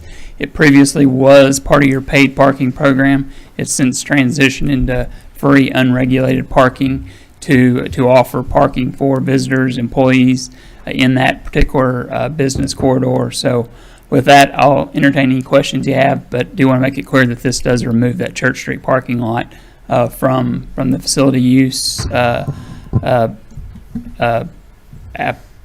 process that we have adopted, and also repeals that fee as well. Any questions of Mr. Spitzer? We have a number of people that signed up, so if there's no questions for For Lance, we'll move on with the public input. Mr. Elmer Beard, please come forward, restate your name, address, and district, please.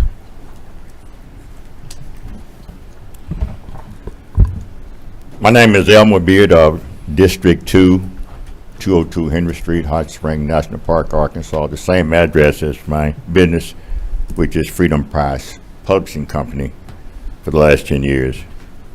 I'm opposed to the move of the Giving Team program that's on the agenda for tonight.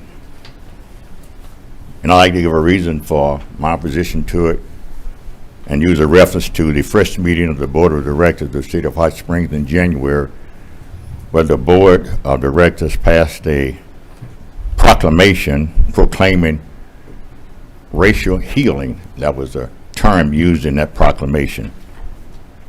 And the reason for it is because tonight we have before us a proclamation or an ordinance which the term those people have been using, and that's not the way we racially heal. I have to point that out because anyone with a salary of $250,000 a year using tax dollars ought to know different from that, and this is the time and place that we make that point. That's not a term you use for poor people, have-nots, who want to have what the haves have. As I continue with this, what we're doing as Board of Directors is voting on hiding the have-nots so that when the haves come into town, they won't be made uncomfortable by the have-nots. The have-nots are human beings just like the rest of us, and they deserve a right to get the grants and the benefits from the Giving Team that they deserve. Now, the term "these people" is a racial slur, and we disdain it. Some 60 years ago, when I served on the Board of Aldermen in this room, that was not a big matter. It was the N-word of that day. We're past that now, brothers and sisters. So I wanted to point that out in my comments that I make tonight in my opposition to this move of the Giving Team to another address. What we have is a battle of hate as opposed to love. We have a battle of goodwill and evil. And most of all, we have a battle of comfort and uncomfortableness that this move makes between the haves and the have-nots. The haves don't want to be made uncomfortable by what they see among poor people. But they will be with us always, according to the scripture. And mentioned in the scripture, there is a passage in 1 Corinthians 13:1 that says, when we fail to recognize our have-nots, love is absent, and it's like a tingling cymbal, which in the street language is shucking and jiving. So let's don't hypocrite about this. Thank you.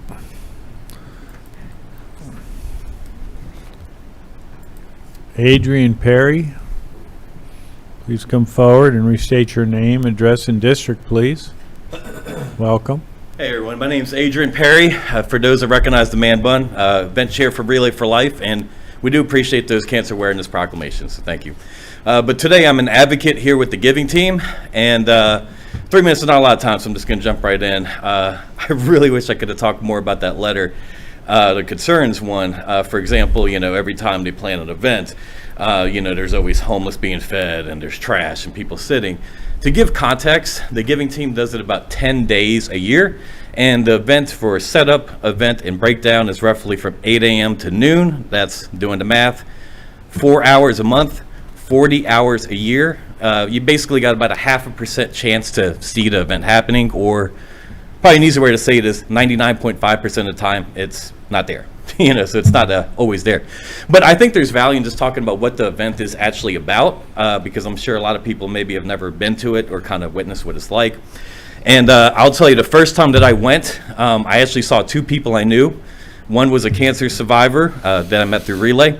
Another was a guy I used to work with, and he's not homeless. And hardworking guy, and probably took a lot out of him to go to it. And also I kind of noticed that the people attending were pulling up in cars, and it kind of hits you where it's like, these aren't homeless people. It's just people kind of going through it. And you kind of realize that it's like, you know, you're just one medical bill and you're just one mechanic bill or just insert life event away from tightening things up. And it's, you know, someone that grew up in poverty. And I could tell you, if you got to tighten things up, an easy corner to cut is food. Skipping a meal, not having enough to go around, underwear and socks having holes in it, you know, shirts having stains. And I'll tell you, when you go to this event, you know, you sign in, check in. The very first table, usually where I'm stashed at, we have these bags that have not just canned goods, but peanut butter and rice and cereal and just all kind of good stuff. Then the next area, you got sandwiches. Then you got fruits and vegetables. You got sodas. Then you go on to the next one. Guess what? Underwear and socks. Men, women, and children. You got clothes. You got shoes. You got blankets. You got jackets. And then they got people in the community that pop up. A church that does a free meal. You got CHI will have a booth for resources, and the library will have a bookmobile. And I guess what I'm trying to say is that this is just a really good thing. There's so much negativity and just bad in the world, and this is good. So I know that you have to do a lot of tough decisions, a lot of tough choices, and a lot of times you can't make everyone happy. Totally understandable. But I would just look at it from this sense of that, do you want to be on the side of helping the most vulnerable people in our community, or do you want to side with an out-of-touch letter that has a corporate interest? What side do you want to be on? So hopefully pick the good side. Thank you, that's all. Thank you.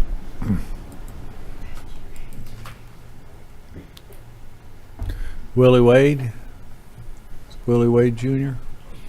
Welcome. Please restate your name, address, and district, please. Willie Wade, District 6.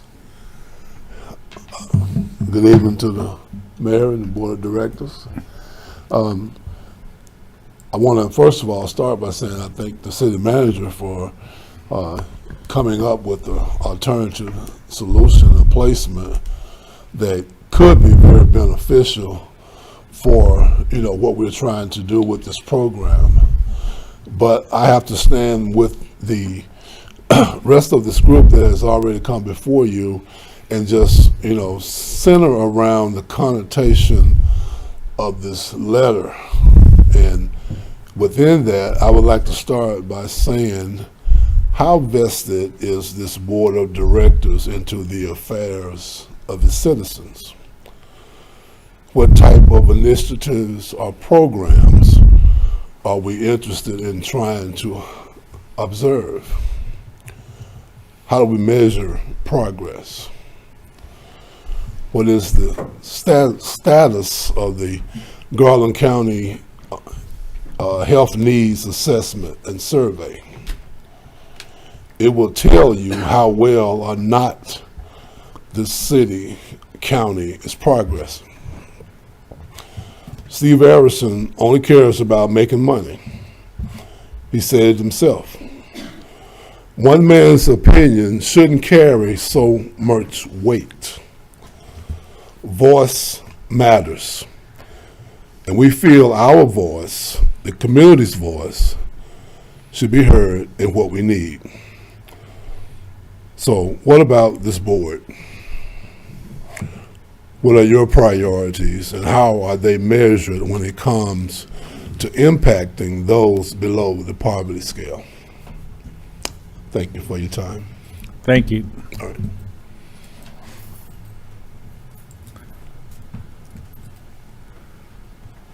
Chisholm Ewing, please come forward, restate your name, address, and district, please.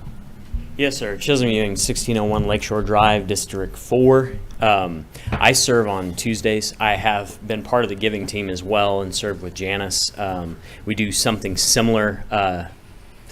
The biggest thing I want to share with you, Proverbs 31 verse 8 says, for us to reach out and help those who cannot help themselves and ensure they get justice. And the reason I say that is because that's a life verse I've lived by. I gave up a way of life to stay here in Hot Springs, Arkansas to help these people.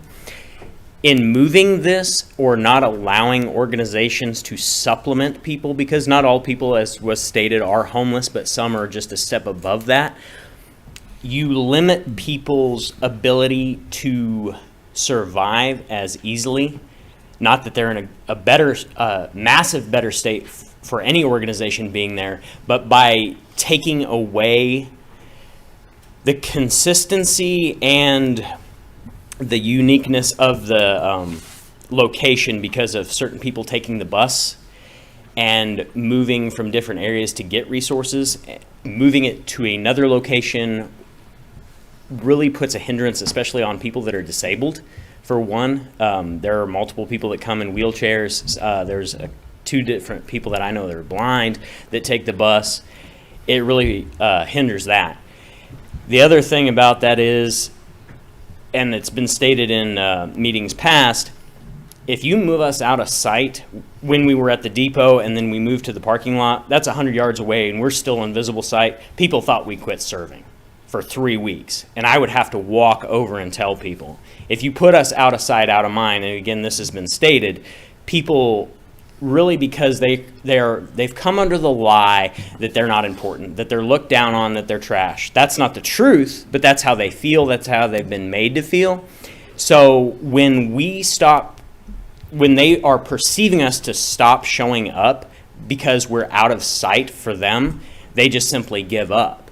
And trying to move a location where we're out of sight isn't ideal. What we need to do is try to make people's lives easier, not harder, because they're already living in a hard enough circumstance.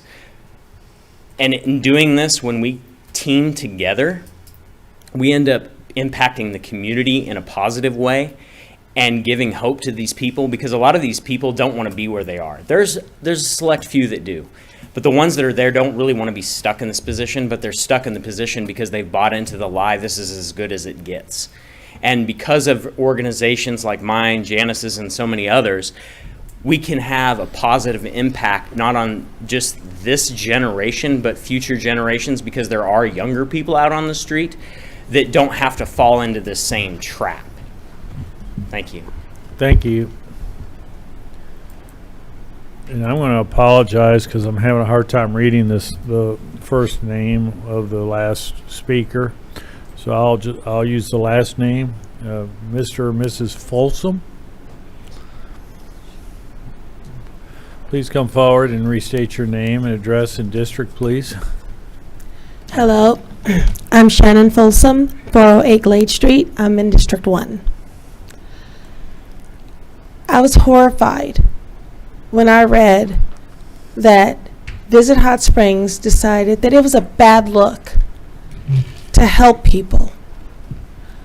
I travel all over the world, and I can tell you this, as a traveler, nothing would make my heart sing like seeing the people caring about their neighbors. There's nothing ugly about helping your neighbors. There's nothing ugly or blighted about helping people who are trying. I've been homeless.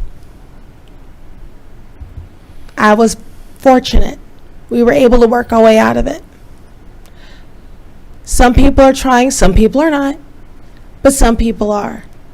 And if someone is going to say, I can't travel to Hot Springs because those terrible people actually help their neighbors, actually care about whether someone can eat or not, or has clean socks, or something as simple as, we see you. Do we really want those people here? I don't. I moved here from Los Angeles in 2009, and I haven't looked back. And I love this city. And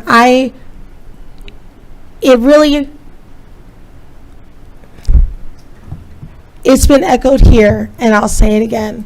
It seems like sometimes this board cares more about the tourists than they do about the people who live here. We, the people who live here, are the people who pay the taxes and vote for you. Yes, the people who travel here do bring money into the city. But I can't think of a better way to show them what kind of a city we are, what kind of a great city we are, than to let them see we care about those who cannot care for themselves. Thank you. Thank you. That completes those who have signed up to speak on this agenda item. Pardon? Oh, I think I signed the wrong sheet. This was what I wanted. Roxy, come on up and offer your comment. Restate your name, address, and district, please. My name is Roxana Wallace, Was it on and the I own 439, 437, 433, and 435 Whittington Avenue. And I'm sorry I did sign the wrong paper, but thank you for letting me speak on this. When I drive into Hot Springs and I come in on Park Avenue, there are two buildings that hit me every time I come in here. And they look like something out of the bombed out Bronx in the 1970s.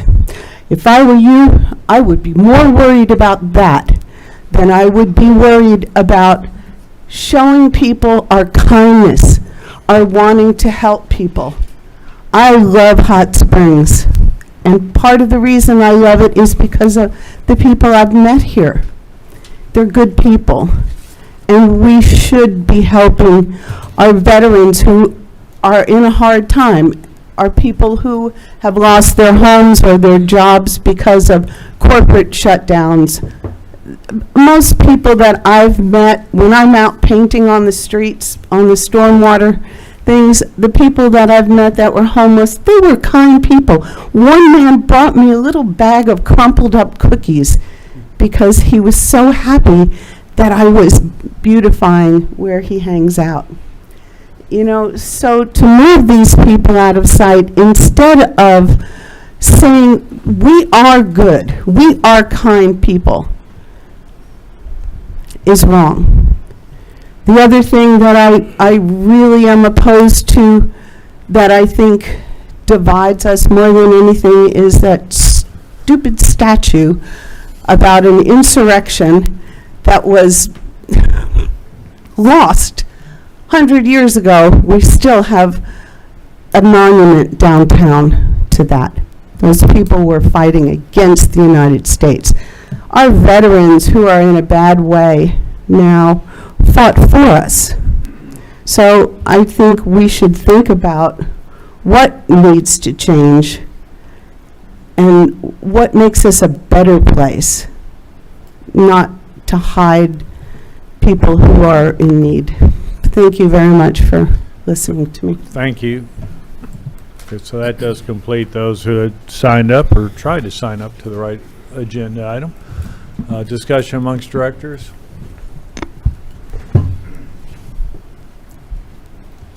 Director Garcia. Yeah, I have a question because I guess we all got a letter, and so I'm a little confused because it's from the CEO of the Giving Team saying they've already signed a memorandum of understanding to for a location. Correct. So, That's your next item of business. I know, but everyone that spoke, it was against the parking lot. So I thought this made it sound like that was a consensus, but the testimony doesn't sound that way. Bill and I had a meeting with Janice and others a couple of weeks ago, and we reached an accord with a plan to go forward, which would be presented at your next agenda item. Can I address? We did have a meeting, but do I want to move? No. It was, your letter states how I feel and what we've done for this community. We did sign a memo of a MOU because I felt that we were in, along with the vendors. We have at least 25 vendors there, those of you who have never come. So I had meetings with them, and they were like, well, they're going to close the parking lot, and we're not going to be able to use it. So it was contentiousness between my vendors as to where would we go. Even though city manager and the attorney had already met, and we looked at the new space, and it was just a situation. That's why I wanted you all to have the letter, so you know how I felt and what we've done for this community. And we will move if we have to, but the consensus was we don't want to. But after the meeting last in February and Steve Ayerson's thoughts about those people, to just kind of the city's going to make their own decision. So. Well, the comments in the letter that's been referenced tonight, we brought out issues on that at that meeting before, that the board had nothing to do with that. We received the letter. Oh, well, I know that. And most citizens, you don't know how many emails and texts I've received that it was not the city. So we are very aware. The vendors and myself are very aware that it's not the city of it's the city board, that it's A&P. Well, and I would say it's not. Which is part of the city. Well, they're separate entities. Yes. The A&P did not authorize the letter. The A&P Commission. It was an individual that wrote the letter. That represents the A&P, correct? He's the CEO. That means he represents. The A&P didn't know it until after the fact. And that the wording in that was, well, there's nothing else that needs No, to it's be nothing said. else can be said. It's done. And that's why I needed to say what I needed to say and for all of you to read it. But as I said, city manager and attorney and members of my board met. And so I explained to my vendors and the rest of my board, which does not live here. In fact, Harmony can tell you the board president was in Peru when she signed and sent it back. So, no, this contributions and assistance is very, very significant. And I mean, poverty is everyone not going away, and involved we is could gotta talk be about that all night. Like, y'all have had to discuss water, which that's very important because most people don't even understand what happens with water. I mean, citizens don't know. They just don't. And I do try to educate people and inform people about decisions that they should come to board meeting. They should ask questions of their city directors or anybody. But we just really felt like we were at a crossroad. Thank you. Thank you. The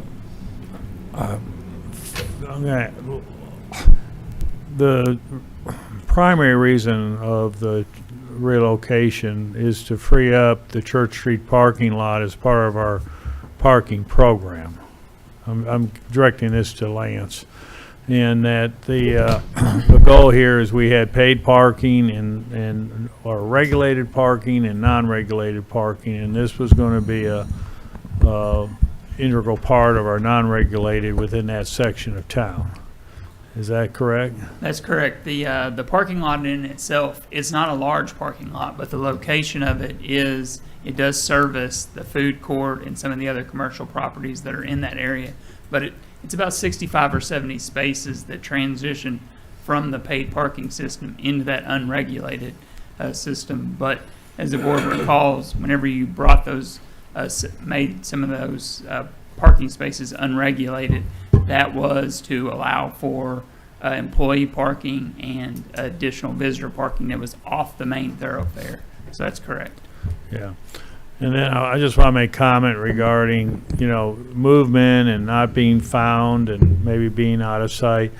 The Community Resource Center is now on Hobson and Oakcliff, and the former Prince of Peace Lutheran Church, and that's certainly not on a main thoroughfare, and their numbers have just skyrocketed in the amount of service that they're providing, both with other social service agencies setting up shop either daily or on a regularly weekly schedule, and the amount of good that's happening there. So I don't see the relocation as as a hindrance or a reduction to the services being provided. And as one speaker said, it very well may be a better location and offers some other amenities of being undercover on a section of it at least. So I think some of that will work its way out, and will, I guess, over time, certainly hopeful that it would be a positive and not something of a negative. Other comments from directors? Yes. I'm sorry, Director Beard? Thank you, Mayor. Far as the main reason why the giving team needed to be relocated, really depends on who you ask. Lance, you can say that you needed that for parking. Steve Arison stood before us and said that people getting commodities it's associated with crime. And then he also said that I was being divisive for bringing it up, but he failed to mention that the United Daughters of the Confederacy wave a rebel flag and erect monuments to soldiers who lost the war, literally divided our country. But I'm being divisive for answering. So it's 6 of one, half dozen of the other. Depends on who you ask why the giving team needed to be relocated. Any additional comments? Director Trustee? Thank you, Mayor. Bill, there's another event that happens there on Tuesday. I think the man spoke about it. Do we have a relocation for them? Not at this time. I'm not sure where Mr. Chisholm will set up. Willing to work with him to try to find a location. I know that on that first week he got on some private property, and that property owner was not happy with that. So, Right. you know, hopefully we can find a public space that he'd be able to use on that Tuesday. I think what he does is really great. I know a lot of people show up for that feed on that Tuesday. What Janice does is great. Absolutely. And I realize the issues about, you know, trying to keep something in this area. But, you know, there's a lot of things said tonight. What I want people at home to know that we've taken a huge leap on helping those that are less fortunate.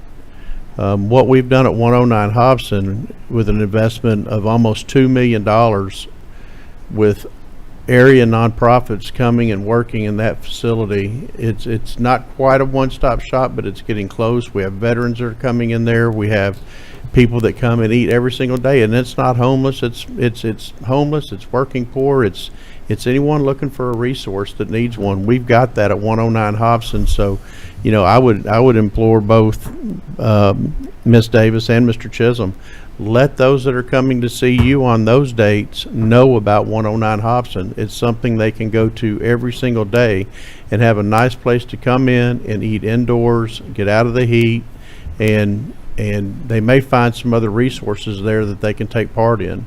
It's free. It's open to all, and so I encourage you to, you know, to promote that, because I think everyone's trying to help those that are less fortunate, and this board has taken a huge leap in doing that. I mean, they have put their money where the mouth is when it comes to trying to do something to make a difference in our community, and I want to get that message out there, because it's been a hard lift over the last 2 years to get those things done. We recognize the great work that our nonprofits are doing, and we are taking part in that. So I don't want those in the room or watching this at home to lose sight of that fact. But Mr. Chisholm's Tuesday feeding, we have not found a location for that, but I am working on one. Okay. Thank you. Any other comments by directors? And Mr. Burrs and Mayor, we do put out the calendar. I was trying to use my teacher voice. We do put out the calendar, and I am at the Resource Center to do various things, but we put out their calendar on our Saturday, and even people within this community that I help, I pass out their card, so I promote the CRC. We appreciate very it. much so. Thank you. Thank you. Any comments from directors? Questions? Hearing none, please call the roll. Director Beard, No. Dobbs Smith, No. Webb, No. Garcia, Aye. Trustee, Aye. Holliday, Aye. Mayor McCabe. Aye. Ordinance is adopted. Moving on to new business, we'll consider Resolution R-26-87, and I ask City Attorney to read by title. Resolution R-26-87, a resolution authorizing a memorandum of understanding between the City of Hot Springs, Arkansas and the Giving Team, Inc. to support the Food for Thought program. That concludes your reading, Mayor. If you would entertain a motion second to adopt. Motion to adopt. So moved. Director Trustee, seconded by Second. Director Holliday, and our staff report will be provided by our City Attorney, Mr. Brian Albright. Thank you, Mayor, members of the board. As we previously have heard and discussed, the Giving Team, Inc. is a 501c3 nonprofit service organization that's rooted in giving in a vision of a community where all of its residents have access to life's basics essential for survival, being food, clothing, social services, and life skill opportunities. The Giving Team has multiple programs that they provide, one of which is the Food of Thought, which has been being held each fourth Saturday of the month at the parking lot that was recently discussed at the corner of Malvern and Church Street. A couple of weeks ago, we did have a meeting. Bill and I met with Ms. Davis and some of her board members and discussed the possibilities of a different location. And in doing so, we felt that it was beneficial for both of us to have some form of a memorandum of understanding so that each one would be able to identify their respective roles and responsibilities and the expectations to make sure that this benevolent organization can continue to serve as they have so graciously served up till now. Within the memorandum of understanding, you'll see that the city's responsibility is to provide for barricades for them when they set up for their vendors and so forth, so that they can have some areas that are identified, provide containers for waste disposal. We'll install some metal signs that are at a mutually agreed size and locations to help them be identified at this new location, which will begin May the 16th. We'll also assist them in getting the transition, not only from signage standpoint, but also publicizing this through the community page and so forth, allowing the adjacent lot, the Henry Glover lot, to be for vendors parking, with the responsibilities of the Giving Team to provide us, being the city, reports, attendance and reports about how things are going there, maintain a clean and organized event space, ensure safe, community-friendly events, and coordinate logistics and operations. This will continue on through May the 5th of 2027 with automatic annual renewals. We'll do a review each January, just visit, make sure that things are going the way that they need to go. Either party has the ability to pull out of this agreement if that's what's best for them with 30 days written notice. But I want to extend my gratitude to Ms. Davis in the spirit that you came to that meeting. You already had it written. You had it lined out. So the lawyer didn't have to do anything, but My son has his doctorate in law and policy. well, he does well. I'd be happy to answer any questions that you might have of me, but it may be more directed at Bill and Janice. Any questions of Brian? Director Webb? Thank you, Mayor. The new location, about how far away from the previous location is that? Isn't it pretty close? A half a block. Yeah, so if you're familiar with Broad Street, Broadway Terrace, so you have one building that's between 324, which is the city-owned building, the old AP&L building that the city purchased and financed. Utility billing, and my office happens to be located. And so we're not there on Saturdays. It made sense to utilize a location that doesn't have anyone parking there. So the 324, is it considered 324 Malvern? Yes. Malvern. That's close, and would this be accessible to the overhang or like the walkway? To get are you talking about the bank or under the building at 324? Either or. Okay, so they can utilize the entire parking lot at 324, including the adjacent lot, the Henry Glover lot. Okay. And so during, hot days, there'll be some shade. If it's raining, there'll be some cover. There's not an enclosed facility, but there is the ability to have coverage there, electrical sources, things of that sort. Okay. Thank you. Yes, sir. Any additional questions of Brian or Bill or Lance? This is all under the staff report. Okay, did we have anybody sign up? No, sir. Any discussion amongst directors? Director Holliday. Thank you. I just wanted to publicly state my gratitude for everyone coming together. I know this is not something that you guys wanted to do, but I appreciate that everybody came to the table, and I appreciate that the city continued to have a conversation and did hear that just because we have the resource center, it's not necessarily going to reach everybody it needs to reach, and there's people who are reached through this program at this location that may not have had that ability. So the fact that everybody did come together to find a solution, and then ultimately we also are beholden to our parking needs. And I'm grateful that everyone came together. I appreciate that in this MOU, the city is also stepping up to make sure that it's successful with signage and barricades and making sure the transition is successful, because as someone who also runs a nonprofit, one more thing is seriously one more thing. And I know it's all you guys can do to do the program, so also having to figure out the difference in the location, I'm sure was going to be very difficult. So I appreciate that. And I do want to say personally, I would never speak for Steve Arison, and Steve Arison doesn't speak for me. So me making that suggestion to move to 324 a few meetings ago had nothing to do with people being unsightly. I have immense respect for what happens in this program, what happens at multiple nonprofits, and it had absolutely nothing to do with anyone being unsightly. I agree with some of the speakers that when we go into a community and we see people helping each other, it's positive.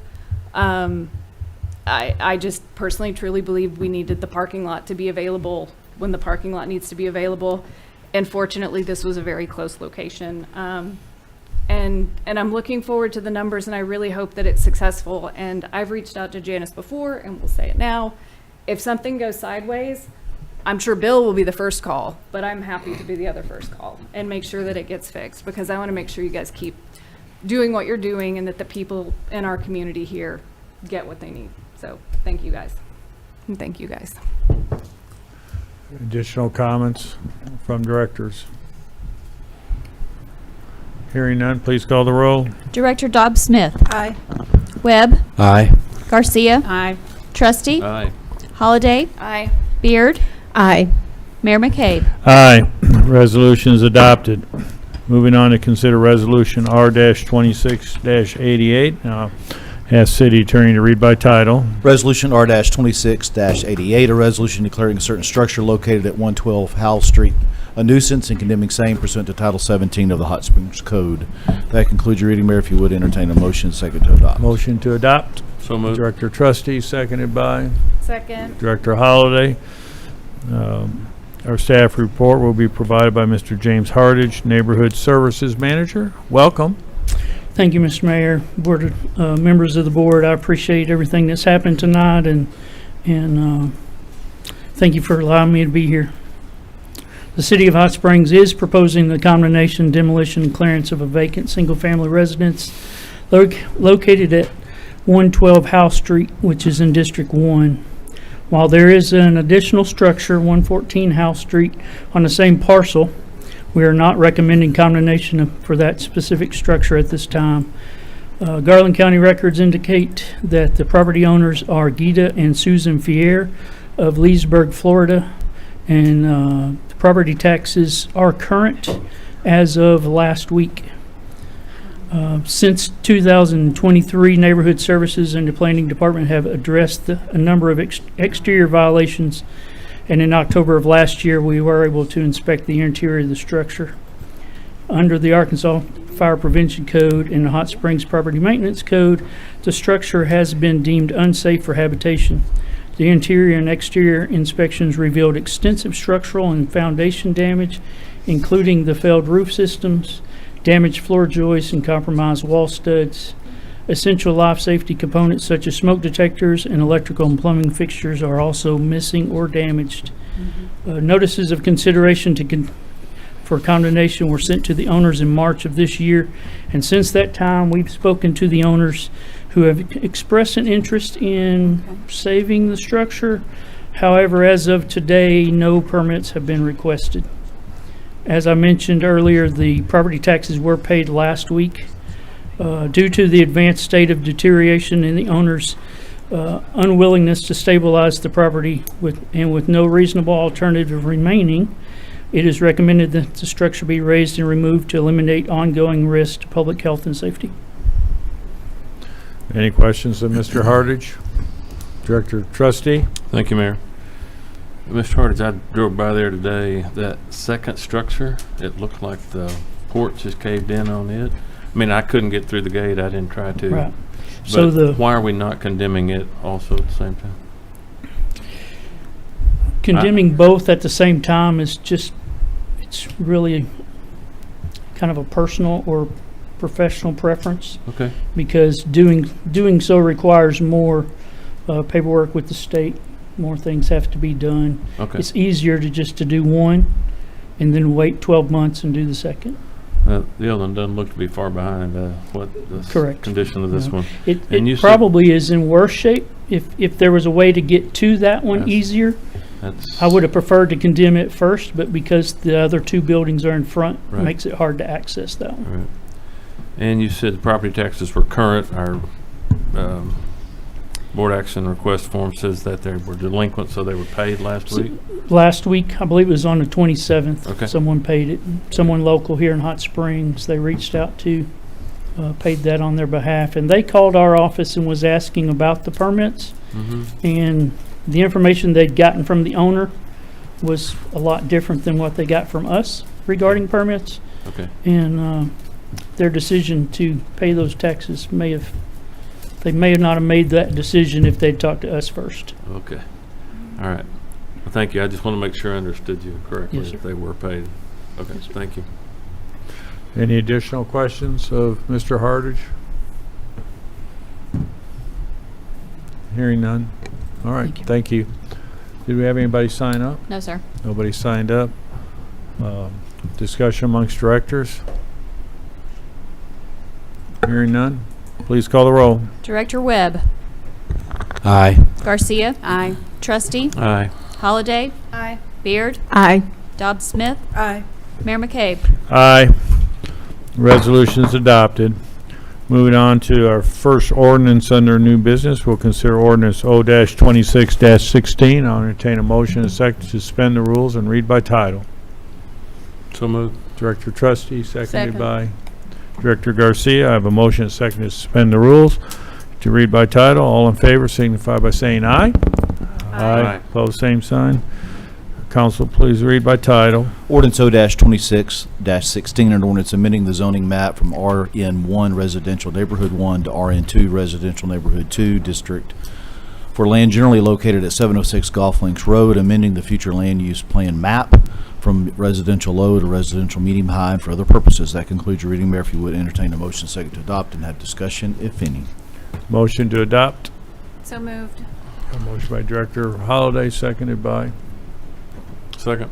Director Trustee. And our staff report will be provided by Ms. Kathy Salmon, Planning and Development Director. Welcome. Thank you. Good evening. The applicant and property owner is Mr. Chad Hewitt. And this is a property that is in District Number 5. It's 1.87 acres and has a single-family home constructed in 1940, according to the assessor. The property is unplatted and has approximately 250 feet of street frontage along Golf Links Road. Nearby land uses include but are not limited to single-family homes and heritage, health, and rehab. Hot Springs Code Section 16.2, 14.1 states in approval standards that the Planning Commission and the Board of Directors' decision on any zoning text or map amendment is a matter of legislative discretion that is not controlled by any particular standard. However, in making their recommendation and decision, they will consider the following standards, and approval of amendments is based on balancing of these standards. And then standards A through G are listed in full in your board action request. Regulations for the RN2 Residential Neighborhood 2 zone are in the code at 16.2.4.1. The purpose for the RN2 zone district is intended to accommodate single-family areas of the city that are characterized by moderately sized lots of 7,000 square feet or more in area. The City of Hot Springs Housing Strategy suggests partnering with private developers to provide new housing and to consider new infill housing opportunities on vacant land. The applicant's narrative states in part, I am respectfully submitting this letter in support of my application to rezone the property at 706 Golf Links Road from RN1 to RN2. My goal is to remove one very old rundown residence on a relatively large lot and turn it into 8 more moderately sized lots for single-family residents. This application demonstrates compatibility with surrounding development and zoning and implements an approved city plan, that being the housing strategy, as well as the comprehensive plan. Adjacent and nearby parcel sizes within the surrounding areas on Golf Links Road vary in square footage, ranging from approximately 5,000 square feet to 12,000 square feet or larger. The requested residential neighborhood 2 zoning would be compatible with surrounding zoning and development. The proposed change creates no nonconformities, and it is consistent with the objectives of the code. The staff report recommendation to Planning Commission was that they recommend to you to adopt an ordinance to amend the zoning map by designating the subject property residential neighborhood 2 because the change demonstrates compatibility with surrounding development and zoning, creates no nonconformities, is consistent with the objectives of the zoning code, including section 16.2.14.1, and implements the adopted housing strategy, and recommended as well to amend the future land use plan map designating the property residential medium high. And at their duly advertised regular meeting on April 9th, after calling for testimony and considering the record, Planning Commission voted 7-0 to recommend that you approve the ordinance with the staff report, findings, and recommendation. That concludes presentation. Any questions of Ms. Selman? Director Trustee. Thank you, Mayor. Kathy, there appears to be a little creek or a stream or something. Is that included? Does it go back to that? As I recall, it is in the back of the lot. It is in the back. Yes. And that will be taken into consideration at the time of future development steps. But he said he wants to put 8 lots out of this? Well, didn't you read that? That is his intention. Okay. But I do want to emphasize that this is only a request to rezone. Right. It's possible to have 8 lots in 1.87 acres. I mean, it's certainly Right. possible. And these are a minimum lot size of 7,000 square 7, feet okay, on nearly 2 acres. Okay. All right, thank you. Any additional questions of Ms. Selman? Hearing none, thank you. Thank you. We have one individual who has signed up, and that is Mr. Chad Hewitt. Please come forward and restate your name, address, and district, please. I'm Chad Hewitt. I live at 199 Arlington Park Terrace. I believe that's District 6. I'm not 100% certain. It has been updated in a more recent survey, so it's 2.09 acres. Okay. The creek runs about 2/3 of the way back, and the way that an engineer has laid it out, it's a storm drain rather than a creek, Okay. but he's got it kind of between lots and with the required setbacks and what forth. But I think you guys have all the information that you're probably going to need. If there's any questions I can help answer, I will. Thank you. And no questions then? Very good. Discussion amongst directors, if any. Any discussion? Hearing none, please call the roll. Director Garcia. Aye. Trustee Aye. Holliday. Aye. Beard. Aye. Dobbs Smith. Aye. Webb. Aye. Mayor McCabe. Aye. Ordinance is adopted. Moving on to ordinance O-26-17, I'll entertain a motion and a second to suspend the rules and read by title. So moved. Who made that motion? Director Holliday, seconded by Director Webb.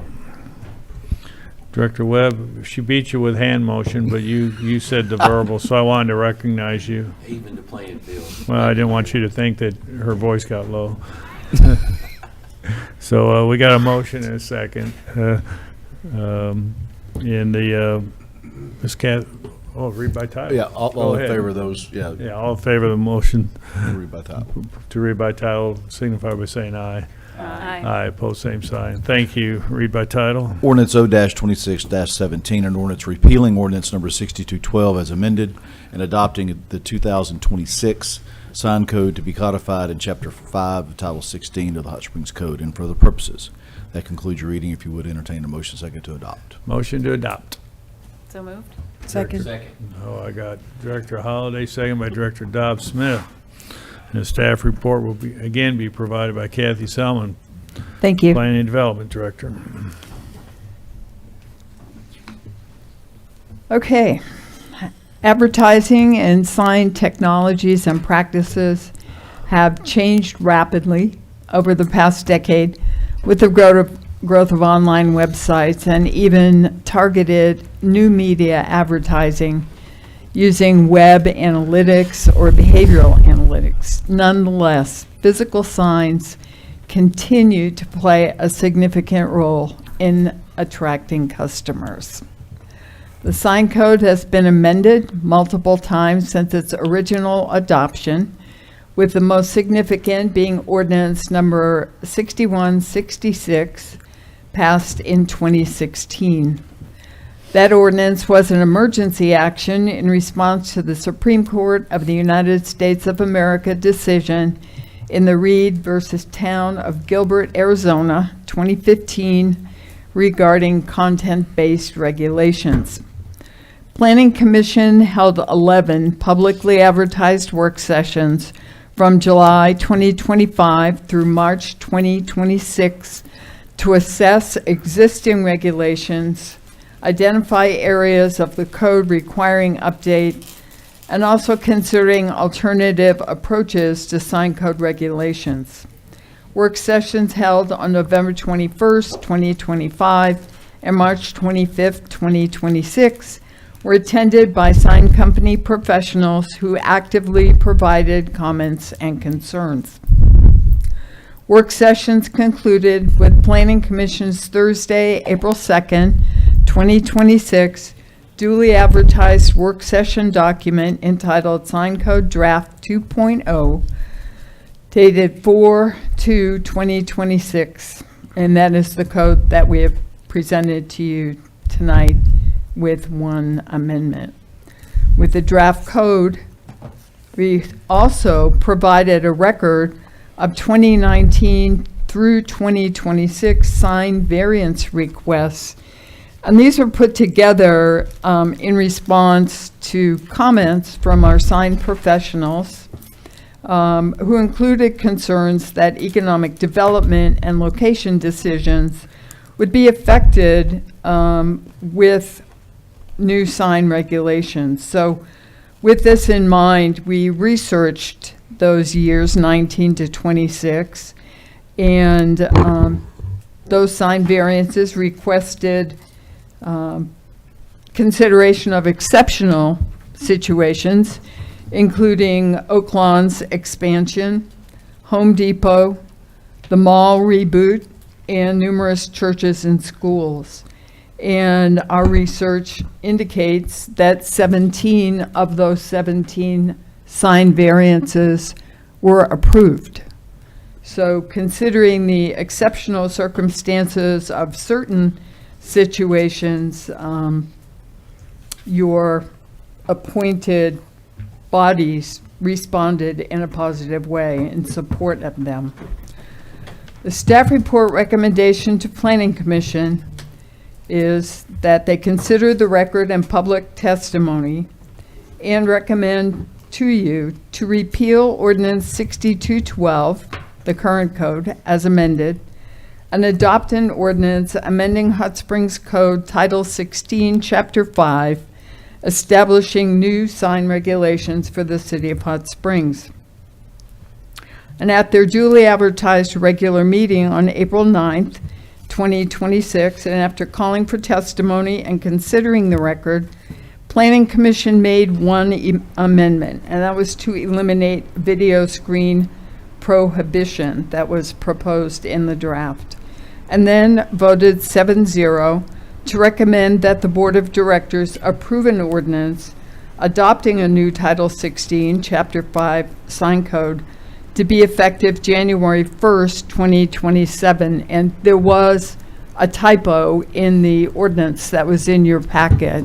If you read it very, very closely, like I know you did, that did not say January 1st, 2027, but that is the correct date. At that hearing, David Hamilton of Size Signs and Ricardo DeFazio of DX Signs and Printing testified and submitted handouts that have been linked in your packet. The packet also contained the details of all of the sign variances, as well as a comparison of the proposed 2.0 draft to the existing code, and that concludes my presentation. Thank you. Thank you. Is there any questions of Ms. Selman? Director Garcia? Thank you. When people put out yard signs about locations, I don't know if they get permission, but sometimes they're nailed on light poles and on other business properties and put in their business yards that are on corners, especially. I was trying to find in here what is the requirements for those type of signs? A person is not supposed to be placing signs on property they do not own. The code does include a statement that signs placed in the right-of-way can be removed without notice. And I think the state highway people are quite vigilant about that. But none of that has changed. So they're not supposed to be doing that. And they are if not. A property owner removes it from their property, or even if it's the city's right of way, it can be. Right. It can be removed without notice. Thank you. Mm-hmm. Director Trustee? Can it be removed by anyone? I mean, does it have to be a city official that removes the sign? If it's city right-of-way, a city official could remove it. Okay. Mm-hmm. A director? I'm just kidding. Well, you don't want to steal a sign. You would be No, you just lay them down. Yeah, I don't want the sign. But Any other? Director Holliday? I do. I have a few questions. Thank you. Okay, and I have it by section. So in section 15.5.12, and let me get back to it as well. That's the section that these signs that are excluded from regulation. So number 4 talks about flags or insignia of any governmental body or fraternal, religious, and civic organization. So a couple of things. One, is this literally, we do not regulate fabric flags, or are you saying an image of a flag? This is flags. Okay, so like on a flagpole kind of Yes, flag. yes. So but it also says flags are insignia. Insignia are not necessarily pieces of fabric on flagpoles. So at least based on my cursory glance of this, you could have an insignia on a rigid sign and apply it to a building and perhaps then not be governed by any of the rest of the code? Possibly. Okay. Because I wasn't sure if that statement had more to do with content or if it is that this type of content is not subject to the rest of the regulations with respect to size and location. This is as content neutral as we can get it. Okay. Content isn't supposed to be. Correct. Yeah. But that's what I was saying, you know, I mean, you've got like civic organization on here. So if somebody has a building with their civic organization, every other business around them is constrained by the size of the sign that they can have on their building or adjacent to their building. However, that organization would not be subject to those regulations because it ultimately is the logo of that civic organization. Maybe. Okay. Within that, and this may be a little more of a Brian question, referencing, because it's very general, fraternal, religious, civic organization, but does this also include, at least on the flag standpoint, advocacy flags like political parties, breast cancer awareness, pride, because those aren't technically civic organizations or fraternal organizations. However, we often see Susan Komen flags, big pink ribbon flags, or autism awareness flags, and obviously pride flags. So are those also not regulated under this, or would those then be regulated because they're technically not religious or civic? Yeah, I mean, religious, civic, those are somewhat loose terms that we would need to look at further. That's the benefit of the effective date of this ordinance. We do have several months to be able to go through it with, you know, more of a closer eye to see how the application of what the general terms end up being. But I mean, I think you're raising a good point. I mean, I'm just thinking technically my organization is a civic organization, so I could argue I could cover the entire building with my logo. And however, my neighbor who's a business could not, based on this. So anyway, that's kind of where I was going with that. And perhaps we revisit that elsewhere. So also in the same section, number 14, and this may have a little bit to do with where Director Garcia was going. So non-commercial messages, which would also make me think that any political sign then is not subject to any of the restrictions within this. That would be correct.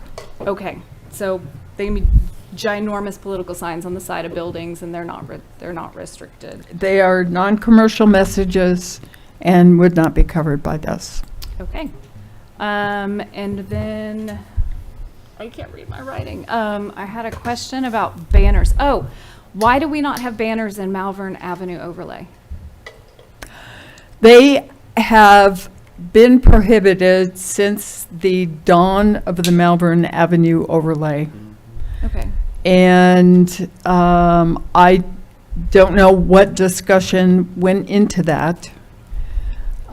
It has not been a problem, Okay. as far as I'm aware, and so it was not changed. Okay, I'm curious. Well, I also only in fuzzy memory think about, there's a couple of businesses there that likely have banners occasionally, and I'm assuming we've just never questioned it, but, I'm not aware of those. okay. Well, I'm Yeah. thinking more of things that would be considered temporary for sure, like that there was a sale or that, things like that. Okay, in 16.523, I'm sorry, I didn't just send you an email before this. I had a question in B6. You're referring to the brightness, the maximum brightness. Do we look at and regulate brightness now? Do we know where the signs are going to fall in this? We do not have a quantitative standard now. This establishes a quantitative standard.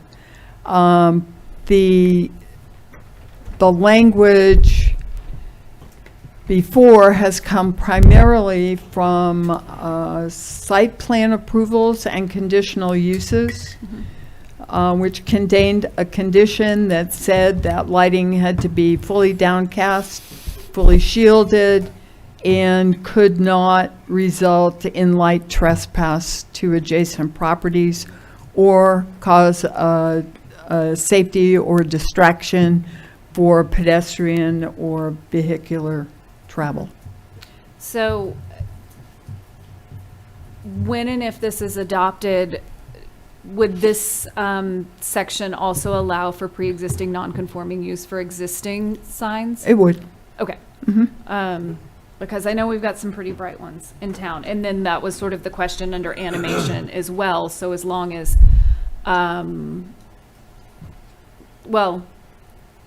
LED signs, the content changes.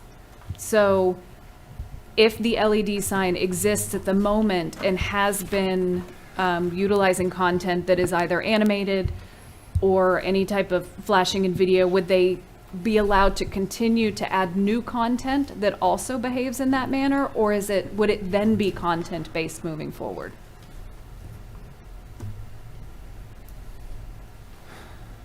Well, because they could easily just not animate the content moving forward. I think in terms of an electronic message center, that if something was causing a nuisance, there would be a request to mitigate that in some fashion. We can't tell people what message to display or not display, but the impacts of that can be regulated. Okay, because I was curious, oftentimes some of the signs will have alternating colors, but the same message and things like that, and knowing that content changes often, I wasn't sure if that pre-existing non-conforming use. In terms of that, the pre-existing non-conforming would be more for something that is a static situation. If someone is doing something that creates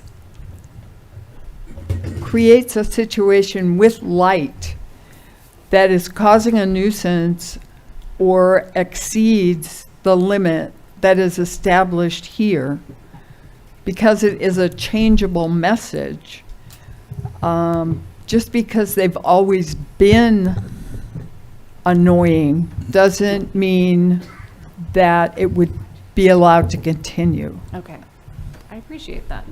And then my last question, and it may be contained somewhere in this, but if one were to use a projector to produce the sign on a surface, where might that fall in this?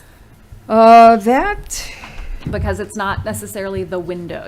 There's a lot here about the windows or a sign that is freestanding or applied, but I wasn't sure I will be 100% frank with you. I do not recall where in here the projected image is, but my recollection is that the same standards would apply if you are projecting something as would apply if you were applying something physically to a wall.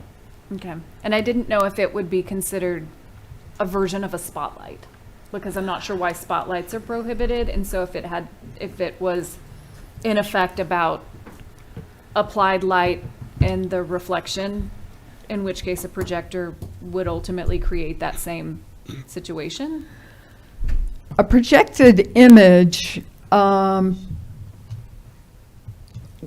well-done projected image, would have very low impact to the surrounding area. A spotlight is a bare lighting source that is projected usually upward and illuminates an area far greater than just a message. Okay. And also can create a hazard for vehicles and aircraft. Mm-hmm. Okay, yeah, because I wasn't sure where that spotlight, the why of the spotlight. And so in that respect, they're definitely two different things. So A sign means and includes every device, frame, letter, figure, character, mark, plane, point, design, picture, stroke, stripe, icon, trademark, reading matter, projected image, and so on. okay, was that up in definitions and I just missed it? Yes, and Okay, I thank think you. that is the definition that we have had for quite some time. Okay. Okay, that was my last question. I appreciate it. Director Webb? Thank you, Mayor. Miss Kathy, I'm sure you have it somewhere in here, and I think I found it earlier, but can you save us all probably 5 minutes of me digging to explain what off-premise sign means? An off-premise sign can mean two things. Okay. If an off-premise sign means a billboard, we did not change anything. That section is exactly the way it was. There were some words that needed to be capitalized that we capitalized and things of that nature, but anything else about billboard signs remains the same. Okay. Another type of off-premise sign, and this is confusing, and I might help you by just telling you I'm looking at page 85. It's number Okay. 18, light pole banner, private property only. And it's A, light pole banners cannot be used as off-premise signs. yes, if you have a lemonade stand on 3 acres and you have a friend who sells hot dogs in another town, you cannot put up a sign for Fred's Hot Dogs at your place. Couldn't do it even with that person's permission? This is complicated. I may Well, need Mr. it's- Albright's help here, but I'm looking at it, and 18 in general, just because of its basis being on private property only, that to me just looks like maybe a little bit of government overreach to an extent, somewhat of an invasion or encroachment on people's personal private property, especially when none of these items, A through D, look like they pose any kind of prevention for a threat to others. And not to say that there's any threat to others that are trying to be included in A through D, but that looks like overreach to me. It's micromanaging of somebody's private property. And it's for that reason I want to make this amendment to strike 18. And I make that motion. I'm not really clear what section you're in. Page 85. I don't have that page. Or it's page 12 of 23. Okay. 18. Okay. Yes.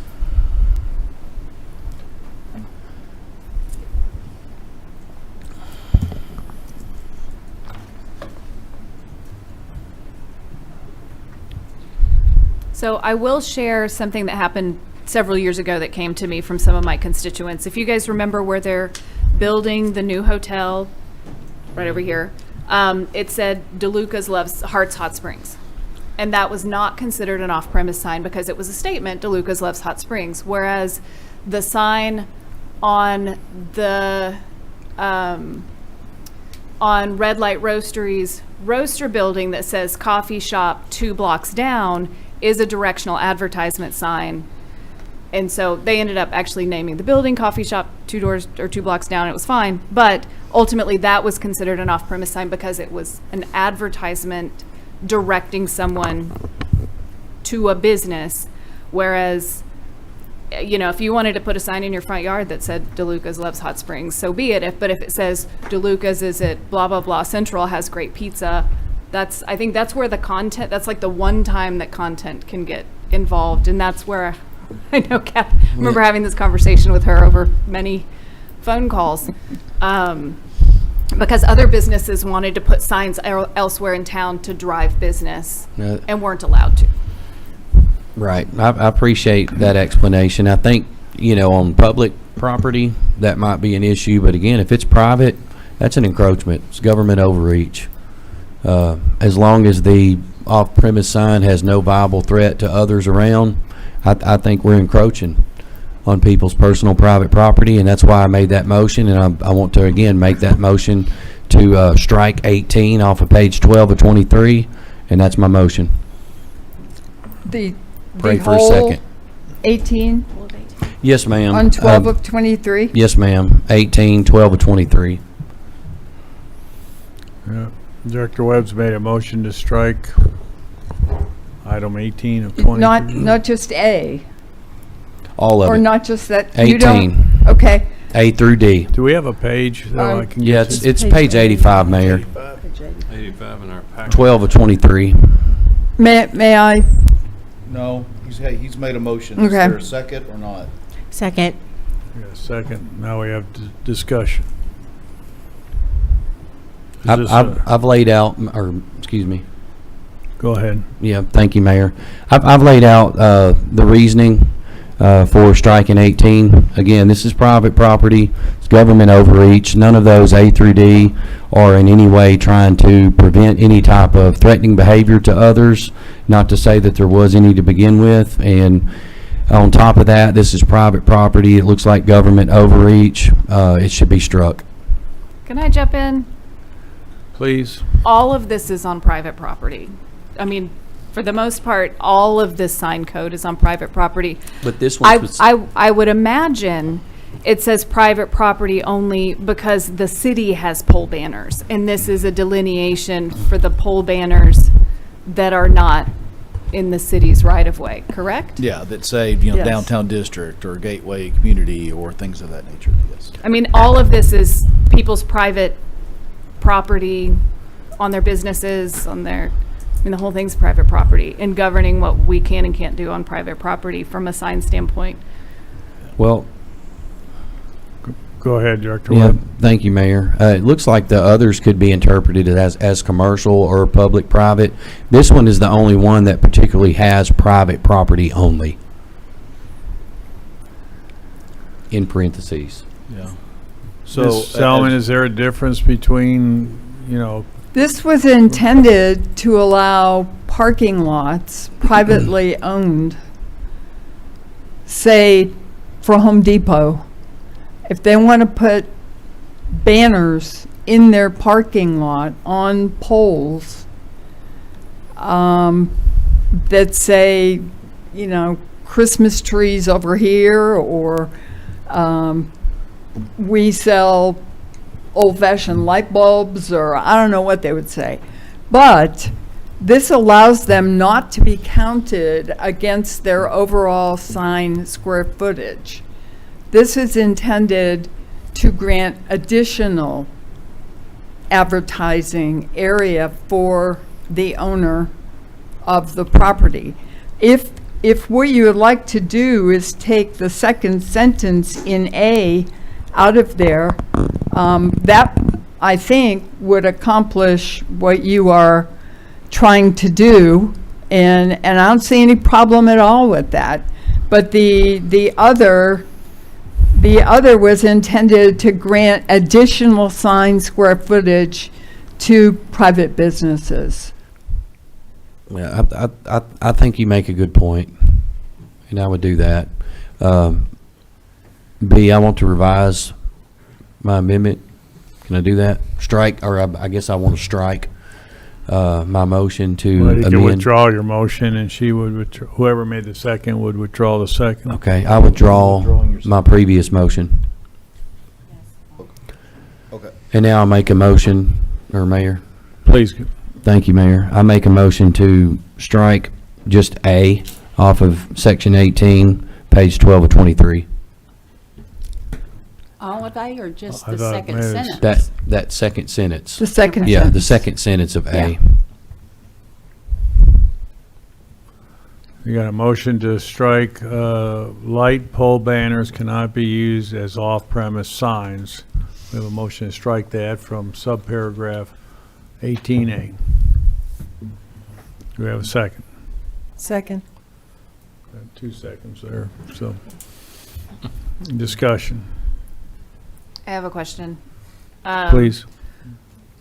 I haven't looked for off-premise signs elsewhere, but since that is, if that is removed, then it's still that off-premise signs are not allowed anywhere at that. I mean, this, Yeah. was this just a point of clarification that these two are?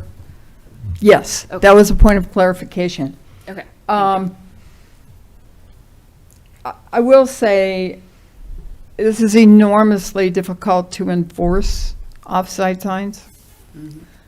And if it's a direction you don't want to go in, it's okay with me. Call to question. No, any more discussion? I did want to ask quickly, Director what Dodson. is the purpose of not allowing off-premise signs? I mean, but if you've already got a legal sign, I can have I own a couple of commercial buildings. I want to put a sign on there that identifies my business. If I decided, and I'm legal to do that, you don't regulate what my sign says as No. long as it's not lewd or whatever. Why would you care if I'm advertising her business on Whittington if it's on my business? And if we take this away, it's a moot point anyway, but, and like you said, it's got to be, what are you going to do, drive around and go, that's not really emergency? It's- I mean, I would think it would be Yeah. confusing and a business owner wouldn't want to do that. It is intended to reduce the proliferation of signs. But if you've already approved a sign, Right. and I change the verbiage on the sign, why would you care if it's for someplace across town that my buddy or my new business? Yeah, that's your decision to make. We have continued to say that message, a commercial message, is about the address where it appears. And people tend to associate what they read with where they read it. So it makes it clearer for people that here's the place where I buy hot dogs, here's the place where I buy lemonade or shoes. And if you have all of those products advertised on every place, whether they're there or not, that may not be helpful. Well, I guess now I'm starting to get a little confused. So a sign that says maybe your favorite hamburger store 2 blocks ahead, is there a problem with that? I mean, it's not on there, because there's billboards throughout town, and is there a problem with that? Some people think there is. Mayor, if I could, some of the real-world things that we run into, I can think of 2 examples just right off the top of my head. One person has a business, and they take a sandwich sign and put it somewhere else,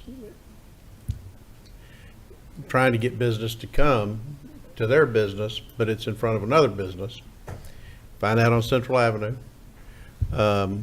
We had, I won't say which company, but we had a bike shop that would decorate a bike full of signs and go down and chain it to one of our bike racks downtown. And I'd get calls all the time with that. And I'm like, I'd call them, they'd come unlock it, and tomorrow it's going to be over on that block.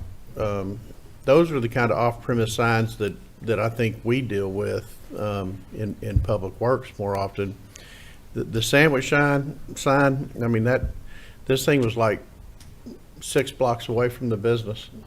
And you put a sign up in front of somebody else's business that doesn't want it there, they're calling. Well, that happens downtown with at least one establishment that puts a sign in front of the parking garage and down at the corner of Mountain and Central. Just what we run into. Yeah. We do have one individual that has signed up to speak on this matter. And he knows a little bit about off-premise advertising. We'll determine his expertise. Can we hear from Mr. David Hamilton, please? We vote on my amendment. Yeah. Do we vote on that, or do we listen to him? Earlier this evening, we allowed the speaker to speak Well, before. it's still on the floor. So. You called the question. So we, Yeah, he did call the question.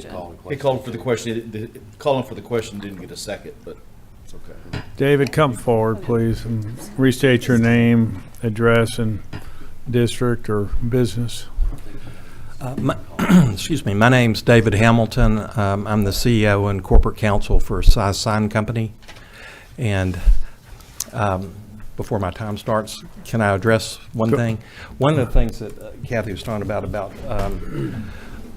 off-premise versus on-premise signs is no city that I'm aware of allows you to just go put signs on someone else's property because you have a deal with them. They all regulate off-premise signs. And on the bigger streets, the Arkansas Department of Transportation also regulates off-premise advertising. You have to have a permit to do it. So they're kind of two separate animals. And it's not unusual for a city to say that just because I have one kind of business, I can't go to Mr. Trustee and say, hey, can I put my sign over there? They consider that off-premise advertising. And as far as I'm aware, all cities regulate that. So I don't know if that helps, but we support basically all of the changes in the sign code. A lot of things haven't changed, but there's one provision that we do not support, and that's the only reason I'm here tonight to speak. If I could approach, I'd like to hand out something Just real give it quickly. to Lance, please. You don't hand them out, all of them, or you don't need to hand out some?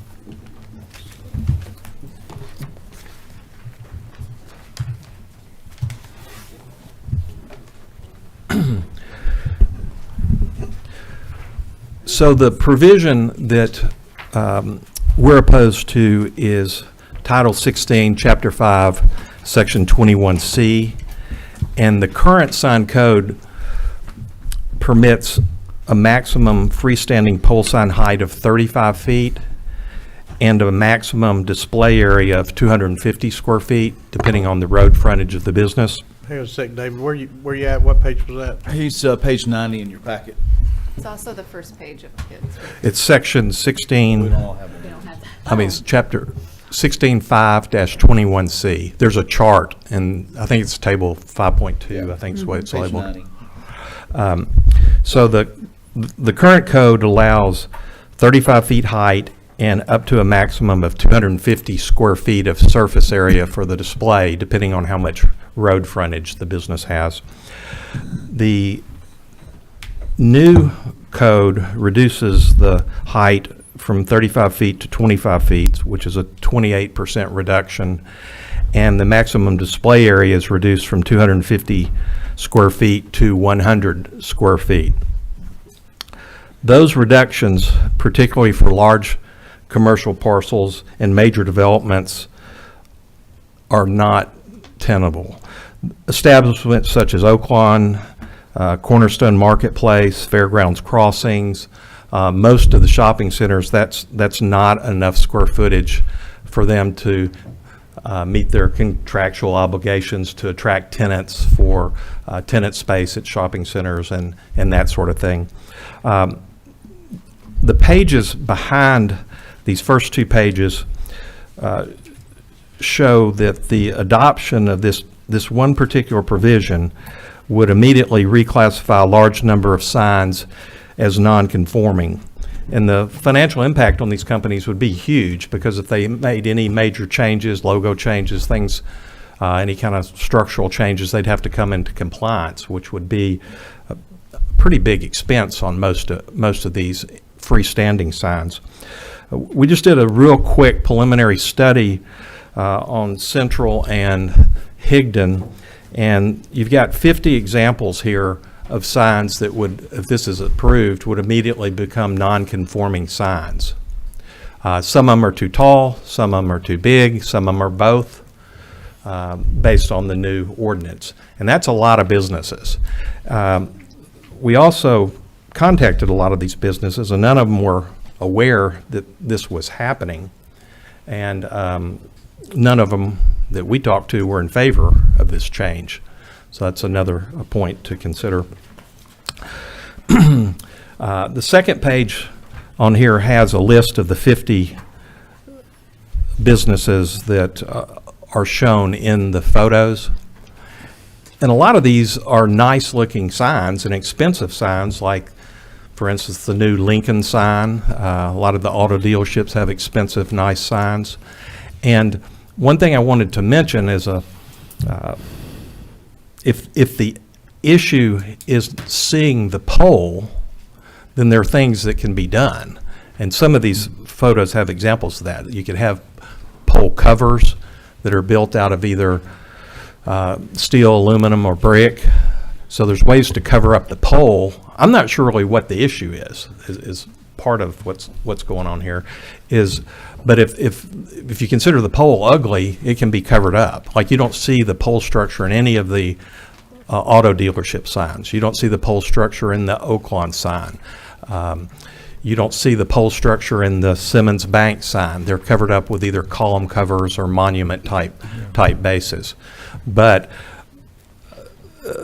this is a big impact on these businesses, this one particular change in the code. And so we're recommending that that be rejected and that the old code continue to apply.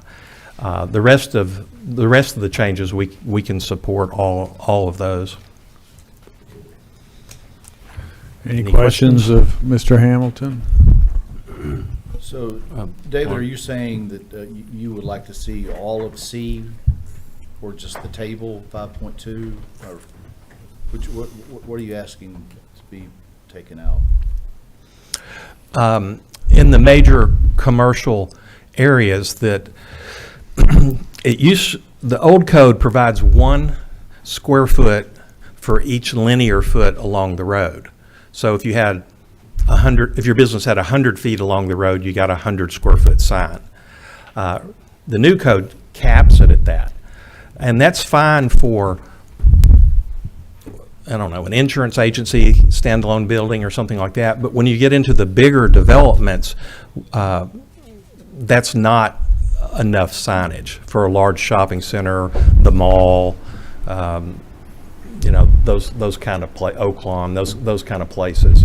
And so under the old code, the square footage of the sign kept increasing up to a maximum of 250. So if they had 300 feet along the road, it's still capped at 250 square feet.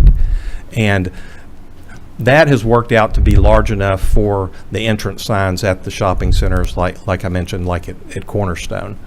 And but 100 square feet is just not enough. It's just practically not enough for those larger developments. So you're wanting the freestanding pole sign to be the same as the monument? We don't have any. Yes, I noticed in the new code the monument signs, they allow up to 250. Correct. Okay. So if you went that route, it would match up. Those two would match up. It would just be the height of a monument sign's less than the height of a freestanding sign. Some places choose to do a monument sign, but sometimes that doesn't work.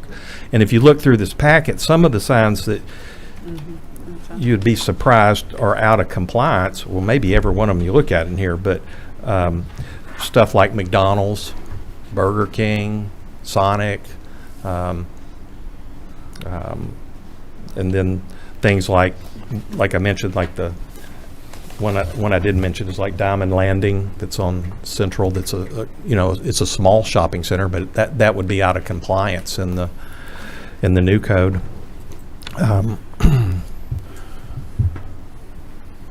The code also allows a second sign if a place has enough frontage under the old code. Every 500 feet, you could have another sign, like the mall, for instance. I don't know how much footage it has, but it's got one at each of the major entrances, and then a small sign in the middle. Any questions of Mr. Hamilton? We have one. Director Trustee? Thank you, Mayor. So, David, if these signs that you have given us pictures of, if the code is adopted, they become non-conforming. And if somebody, say they rebranded. I'm sorry to interrupt. Say they rebranded a bank. I mean, it merges with someone else and becomes a different name. They couldn't put back that sign? Yes. Correct. They can put that sign back. If it's torn down, they can't put it back. Only if it's torn down. I didn't think we could make changes. I thought I read in. We're not making, we can't, it's a pre-existing non-conforming use. We can't retroactively say that sign has to be torn down. But No. if it's torn down, it can't be replaced. Well, not if it's torn down, just if the logo is changed. That's okay? But if the land. I can give you an example of that. The Comfort Suites that's close to the hospital there off the bypass, they changed logos. And so their sign changed shape too as part of the logo. So we took the old sign down, put the new sign up. That wouldn't be possible under this because it would be too tall and too big. Changing the wording, he's talking about changing the shape. Right. It's different. I guess you're talking about changing I want to call it the cover lens to the sign. You know, if you have an illuminated sign, maybe they're older now, but illuminated sign, you're just going to pull out the XYZ and put ABC in there if it was. It can be changed. Pardon? The message can be changed. Yeah. That's okay. You just can't change the size or the shape or if it's not in compliance, you can't replace it if it's torn down. There are a lot of bank signs in here, and if a bank merges, they want a bigger sign. It's happened in the past. But if they want a bigger sign, that wouldn't work. They could just change out the lettering that's there. Right. If they wanted a bigger sign, like he's talking about, that couldn't happen. Right. Okay. What if that kills a merger? I mean, we like it when businesses change signs. Oh, yeah. But these businesses may not like the fact that their signs become non-conforming. That's what I just want to make you aware of. That's right. And the Planning Commission included us in these meetings, so we've had these discussions, and as I said, we support the new code, except for this one provision. Director Garcia? So why was the height of those reduced from 35 feet to 25 feet in the display maximum area from 250 to 100? A 60% reduction. Who? Ms. Salmon, can you kind of give us the rationale? Because, you know, I guess it's a 10 by 10 is 100 square feet. That doesn't seem very big. No. It's not. Well, it's certainly smaller than 250.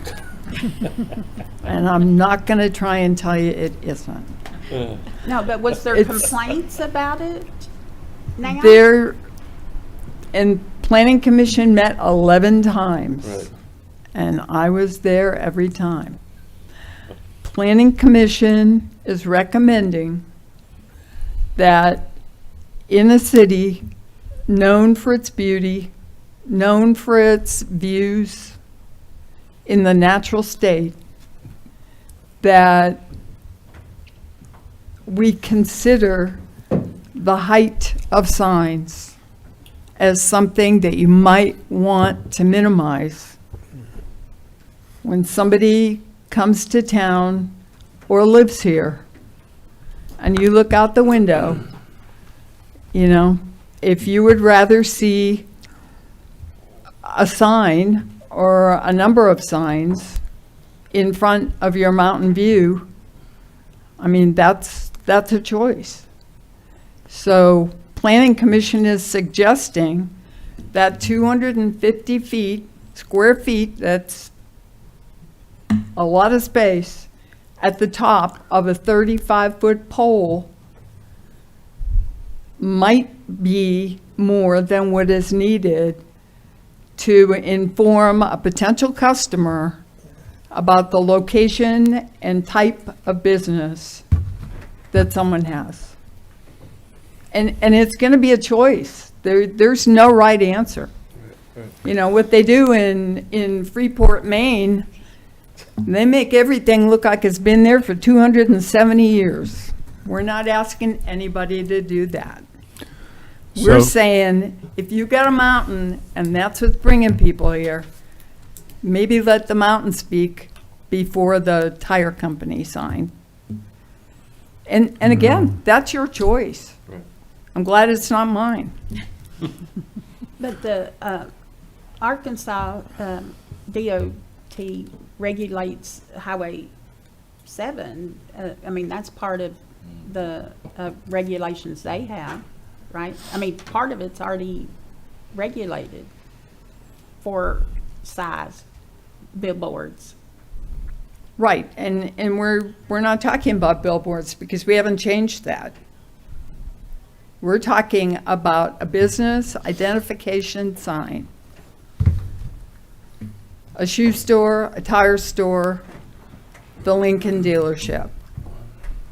And we have some great looking signs. I've been to communities with big signs that are, you know, they're bad. Ours aren't, but they're big. And the choice needs to be made.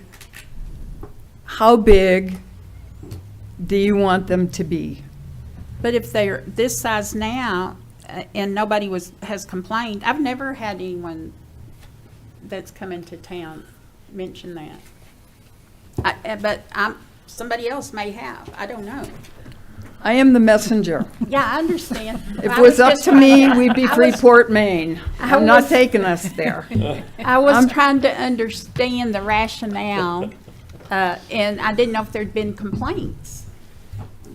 Okay, thank you. David, you have a follow-up comment? I just want to mention one sort of ironic response to the size of the signs, and that's the fact that the city owns two of the biggest ones at each end of Convention Boulevard, and they max out the square footage, and they have electronic signs and all of that kind of stuff. So those were big investments by the city, so that's something to keep in mind as well. Director Webb?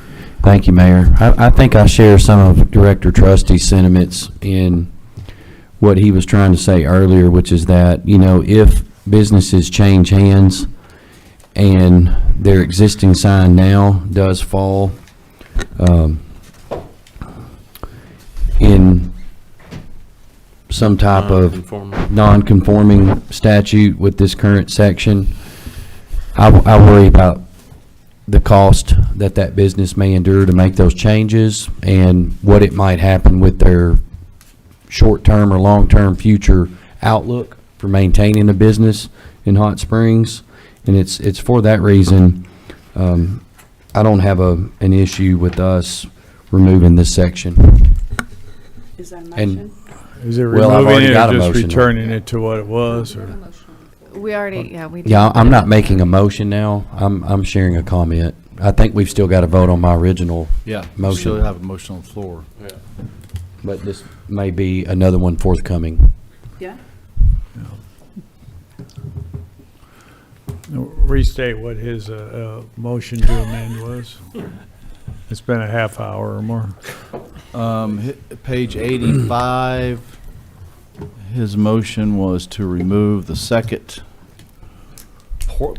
part of the A. so light pole banners cannot be used for off-premise signs. Mayor.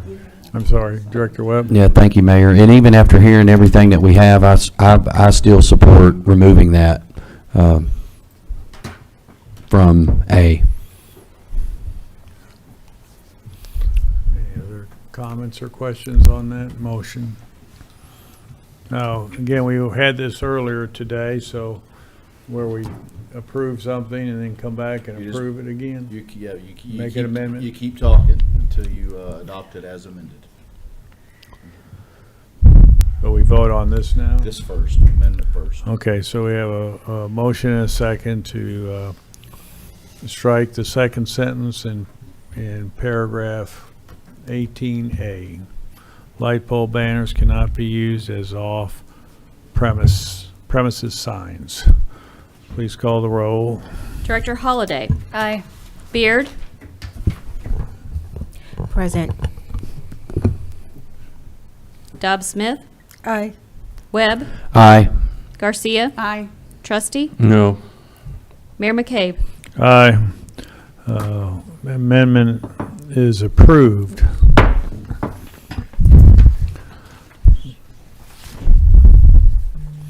Now, there was discussion regarding the height and sign, as we've just heard. Do we have any motion to alter that? Director Holliday? Not a motion. I wanted to make sure that, because we started talking about pole and monument signs separately, and I'm trying to make sure that I'm, I do see that we have freestanding monument and freestanding pole signs. I will say I'm kind of with Director Selman. I would love to have all the signs down at the ground, but I've also been in those communities and missed where I tried to go 3 times because I never saw the sign. So I think there's a balance, and with a lot of tourists, honestly, I think people are going to be driving in circles if we put all the signs at the ground. But I also completely understand what our speaker was saying, particularly with those larger centers that have multiple businesses. There's no way those businesses are going to fit in 100 square feet. However, that falls under the monument sign. To me, I feel like that's the one that we need to really make sure, because I think it would be very unfair for a business to have a completely illegible sign because we're trying to make them so small. And I guess this would be a question either for Director Selman with the communication they had or for our speaker. I feel the reduction in square footage is what's really going to hurt existing business and future business, but the height, how detrimental would that be, or how difficult would that be moving forward to reduce that height? Because I have multiple times looked down the road and wish I didn't see nothing but fast food signs in the sky. So, that reduction in height, particularly for pole signs, what conversations took place? Was it just this general conversation of we don't want to see as many signs? No, there were many very detailed conversations. And Planning Commission had a number of perspectives on this. One is that we don't typically see a 35-foot high sign that is listing all of the occupants of a strip center. Those tend to be on monument signs. And with that in mind, the monument sign square footage is 250 square feet. I don't know if that answers your question, but the idea that there would be sufficient square footage to allocate to multiple tenants of a commercial center, that was something that Planning Commission did want to provide. But does that need to be 35 feet in the air? I can really not think of anything other than maybe a car dealership, which would say, you know, Cadillac, Buick, something else way the heck up in the air. But there are very few situations where a 30-foot high pole sign would contain information identifying multiple tenants. So in the chart, in the table 5-2, and I'm kind of trying to reconcile the letter that was given, the monument sign height that's recommended is only 12 feet. Yes. Okay. And any of these numbers come out of an infinite number of numbers. You can pick another one. This was a suggestion from Planning Commission after much discussion.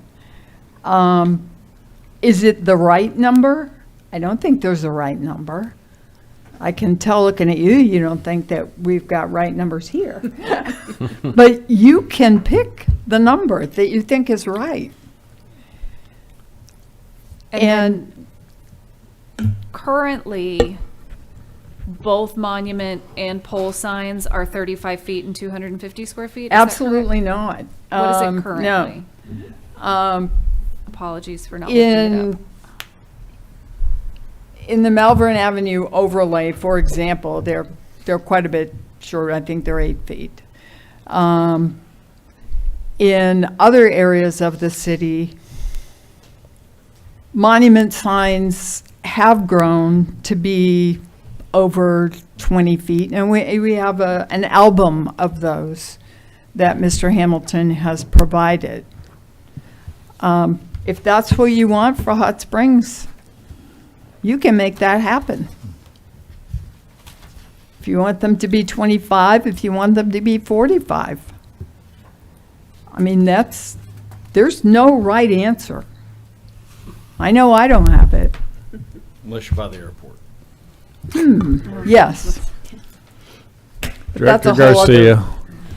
Another example I thought of, because this has happened to me, but if you get on the expressway and then my light comes on and, oh, I should have filled up with gas. I need gas. And I see the big Shell sign at the, I want to see that big sign up there because I know which exit, I'm going to that exit. I mean, I don't see that as a problem. That's okay. It's okay. Director Trustee, then I'll come back. Thank you, Mayor. Director Beard, Kathy or David, the Chick-fil-A and the Chili's, what size are those? Those are both pole signs. Are they 25 feet tall? Are they 35 feet tall? Because we had a regulation that 35 was the max. Correct. So are they at 35? That's correct. They're at 35. They're all at 35? Okay. One in here that's an example of one that doesn't go to 35, but it's taller than the new code would allow, is the Simmons Bank sign. It's about 30 feet tall, just to give you an example. And some cities allow taller and some allow only monument signs, as you guys had pointed out. Sometimes cities on the interstate allow really tall signs. They might be 75, 80, 100 feet tall, but that's way too tall for Hot Springs. One point I wanted to clarify, though, is we don't have 250 square feet monument signs in Hot Springs. There's only one example, and that's Boardwalk Village on Central, kind of across the street from Chili's. That's the only monument sign that's 250 square feet. And if you look at a lot of these that are the shopping center signs, what happens is, a practical matter, they don't want to give up land or space. They would rather go up so that they use up less space for their sign. And the other reason is so they can get a little more vertical height so that the tenants can be seen from down the road, that sort of thing. But they don't want to give up a parking space or, that sort of thing. So that's part of the practical reasoning that goes into it. Kathy, I got a question for you. Is there and maybe this is not so smart of a question, but is there a difference in where we put the height and then the sign dimension itself within a commercial area versus non-commercial? These are in Table 5-2. They are all organized by zone district. The left-hand column, the first column, column A, if you will, has the zone designation. So, I know it's late, but I'm going to say this anyway. The area where it says commercial districts, those are your commercial districts.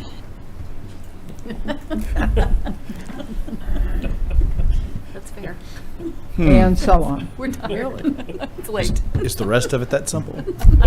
It could be. Can it really be that?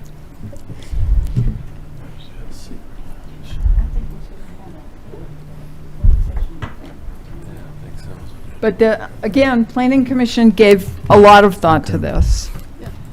And I think they understand that reasonable people can disagree with what the direction is where you want to go.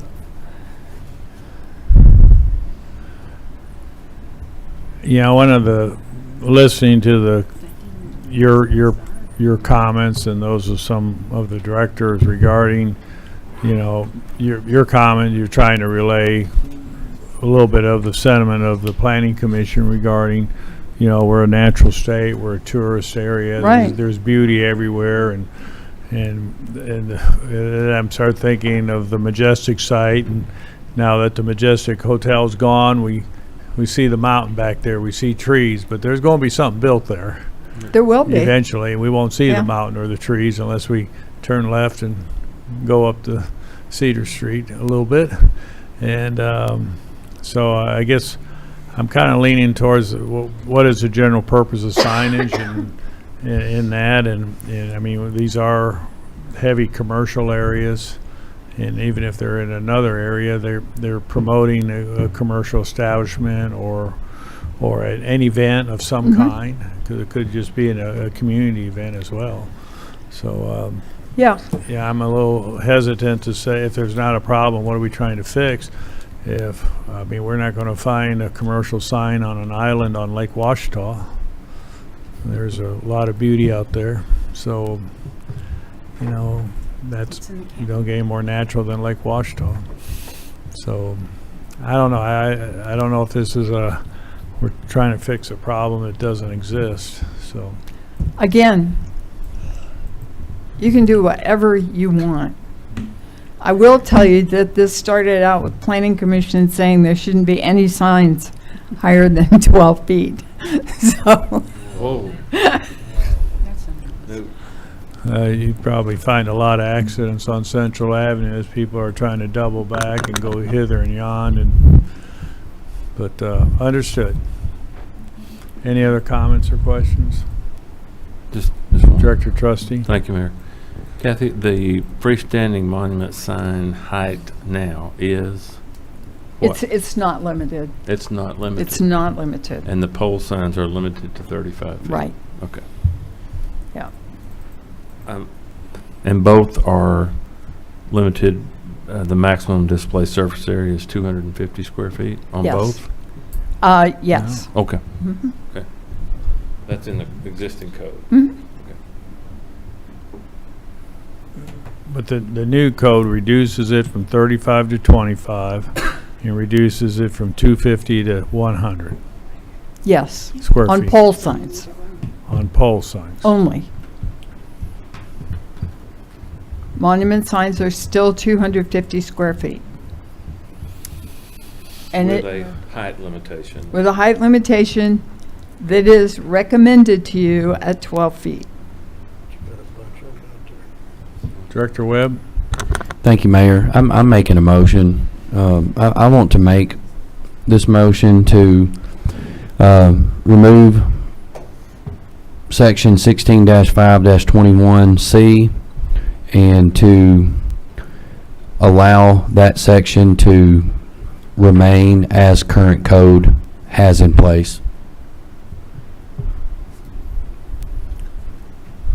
for clarification, is that saying, Yeah, it'd be 35 feet and, Yeah, I mean, it would be easier if you just said what you wanted it to be, because this ordinance is repealing. Okay. yeah, so So, can we say it's the make so- freestanding the same as the So, monument? yeah. freestanding, the same as the monument, 35 feet max, and then maximum display area for both being at 250 square feet. Okay. By the way, monument in this is 12, not 35. That's right, it's 12 here, monument. In the Not table. in- There is no maximum in the The- current code. Yeah, the current code, I don't think has a maximum. Right, but you said you wanted to make it the same. But that's what I'm saying. What we're looking at right here, it Want says it to 12 be feet. 35 feet and 35 for 250 feet, both. square feet, is what I heard you say, Yes, 35 max, 250 square feet. for the pole sign. Pole sign and monument. And so the last column in commercial districts, is it fair to say 30, 35, 35, 35, with a total of 250 square feet? Is that what you want? Why are you going to 30 on CTR? Because it's at 20 now, and he's going to 35. You're talking about to get the 250 square feet? Or you're talking about the height? That's the height. The height? You want it to be 35. I'm asking if it's going to be 30 in CTR, or is it going to stay at 20? This is for monument or pole? Pole. The pole would remain as it currently is in code. Isn't the max for pole 35 feet? The code that's being repealed is, we're talking about what's on your screen, page 90. We have to So- amend this. Is CTR in the Okay. current code 20, or what is it? Does it have a height? Yes. To answer your question, yes. Looking at this chart on page 90, yes. So last column under commercial would be 30, 35, 35, 35, and the next to the last column would be a total of 250 square feet. Is that right? Yes. Okay. Is there a second? But No, that's- you also had a thought about monument sign, not just pole signs, Th- correct? That's for commercial, industrial, and special purpose, correct? For free. Oh, dear. Mm. That's for the amendments to change it for freestanding pole signs, right? Yes. The Director Webb just said, we have other categories of industrial districts and special purpose districts. Yeah, but we're talking about the column that says freestanding pole sign. Correct. Okay. I second. Well, we were focused on commercial. I still don't know what's on the table. right? To be the same, he No, said to be the Yeah. same as Yeah, I didn't think monument. you wanted to change the you're okay with the monument being 250, right? Yeah. I thought he said 35 feet though, on height of the monument. Did you hear that? Well, yes, I did say that, but I think the current monument, I don't think the current monument is 35, is it not? It is not. In the existing Regulated. code? That's right. And I don't think there's any issues with the current monument size. Is there? Except there's no height restriction at the moment, correct? Like they could be 100 Right. feet. Someone could literally have a 100-foot So sign. But Make that color 25. So, Make I- that monument sign 25. Well, being that there isn't any limitation and there hadn't been any complaints or any issues at all with that, I have no problem leaving that as is. So that might mean restate that an makes it an amendment. easy decision for me, my friend. That's, holy crap. Well, am I looking at this wrong? Because it says the maximum Yeah, sign I think- height under freestanding monument is 12 feet. Yeah, I think I want to fall back on what I originally said, which would kind of simplify this amendment, and that is to keep the maximum height for freestanding pole at, as it is now, at 35, and monument 2, and 250 square feet. Monument at 35 feet? Max.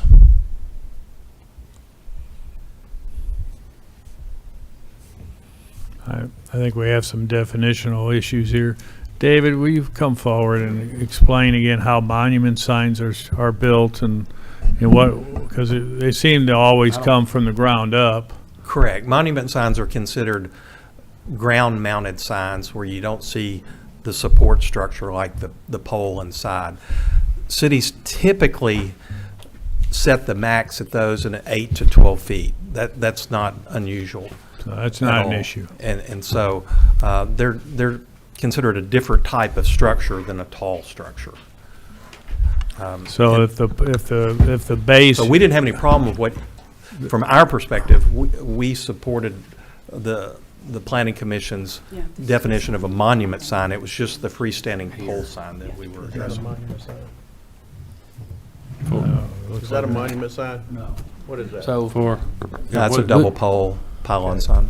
So I think that's kind of what some of that confusion comes from. So One again, thing that what we're causes hearing from- confusion that may be what you're thinking about is the auto dealerships like, say, Honda, Lincoln, they sort of look like enormous monument signs, but That does they're look- generally considered a freestanding sign. this is a But that- freestanding sign here? Right. Right. Even by code? Yeah. Director Selman? This is the Lincoln sign? This is pole? That's a good point. They would have to define what that is, because that's sort of different. That's, yeah, I would agree. You would agree with what? Kind of different. Freestanding pole? I would. See, the Hyundai sign, But I don't know. Yeah. We'll see that. That's monumental. generally, thinking anything monument over, with all the code the generally calls anything over 12 feet to be a freestanding sign. A monument sign is just defined as something that's ground mounted below 12 foot in height, is what we see in most cities that we operate in. But it was, Go ahead, Director. thank you, Mayor. It was your point earlier that the freestanding monument sign, as it relates to Table 5.2, you haven't got any issue with that, do you? No. It just- was only the freestanding pole sign, correct? Yes, sir, that's correct. Right. So that's why I asked, I wanted to get back to that, because all of a sudden we're making 35-foot tall monument signs and then the sign above that.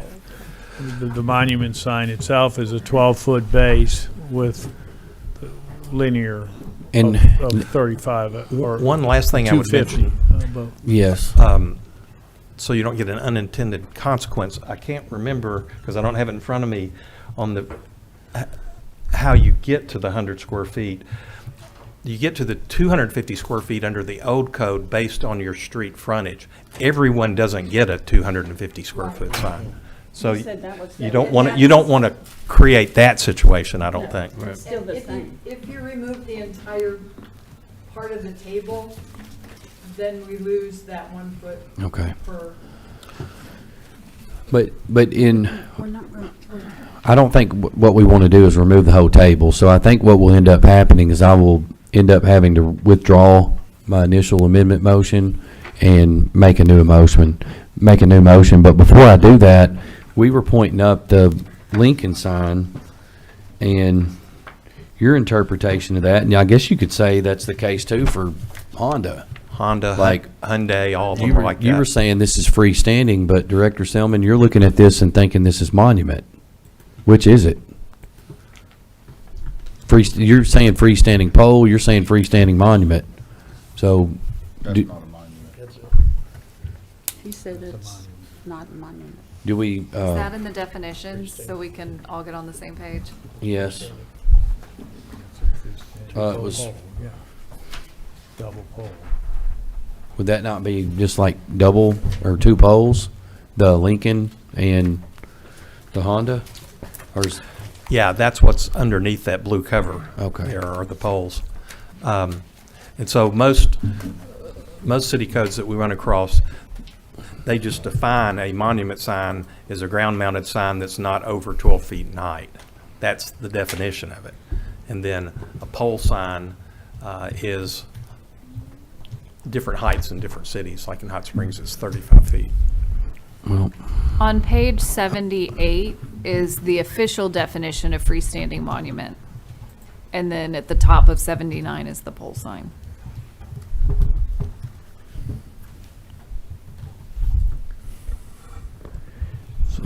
definition here states a sign is considered a monument sign when the sign face is mounted on poles that are 24 inches or less in height. 24. Would that encompass the Lincoln sign? This is sign freestanding monument. It's on page 78. It also has to have a minimum of 75% to the maximum of 130% of width. So, the next question I have is, where does this Lincoln sign fit in with that definition? Would it fall under more of the sign of freestanding monument or freestanding pole? I'd say it's a freestanding pole. You would say it's freestanding pole? Yeah, based on the. And Honda too? Okay. Yeah, all of them. They're poles, right? Yes. Pole's just encapsulated. Yeah. So I mean, if that's the case, then would it not be better to then just amend the column that deals with freestanding pole sign and leave the freestanding monument sign as is? Yes, sir. Yeah. Okay. So I want to, Mayor? Yeah, go ahead. Thank you. I want to withdraw my original motion for an amendment. Well, let's get, okay, you want to withdraw. Who made the second? I don't think. Director Garcia. She withdrew it, her second. Okay, and I want to make a new motion for an amendment as it relates to Table 5.2, which is under the section 16-5-21. I want to just amend the freestanding pole sign column so that the maximum height returns to where it once was at 35 feet, and the maximum display area returns to where it was, which was at 250 square feet. And caveat, you want that in commercial, industrial, special purpose districts. You don't want that in residential. That's correct. This is correct. And let me make one thing, because both David raised the point and Kathy concurred, is that, you know, if you're commercial and you only have 100-foot linear length, you may not qualify for the 250. So where does that get? That's still in the table. That's still in there, last okay. column. Still in That's there. in there. Yeah. Still there. That's not being changed. Okay, very Change good. I'm 100 just square feet to verifying. 250, but leave the definition. Right. Yeah. Yes. Very good. Mayor, Someone one last- say that from start to finish. Sorry. If you look at 5-2, Yep. Right. commercial districts, industrial districts, special purpose districts. The last column, the maximum sign height will be 35. Okay. The maximum surface area is 250, but it has to meet the criteria of the linear feet. Okay, and just to confirm, because I know you had mentioned CTR, Director Webb, you're wanting the CTR district to also have a 35-foot height and a maximum of 100, or a maximum of 250 square feet in a CTR district. Yes. Okay. Okay, so we got a motion, and the second was made by Director Garcia. Any additional discussion? So we already have the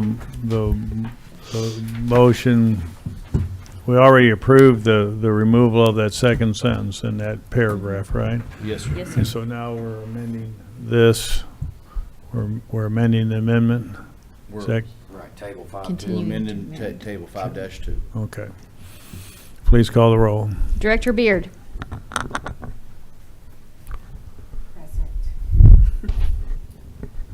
Dobbs Smith. Aye. Webb. Aye. Garcia. Aye. Trustee. Aye. Holiday. Aye. Mayor McCabe. Aye, amendment is approved.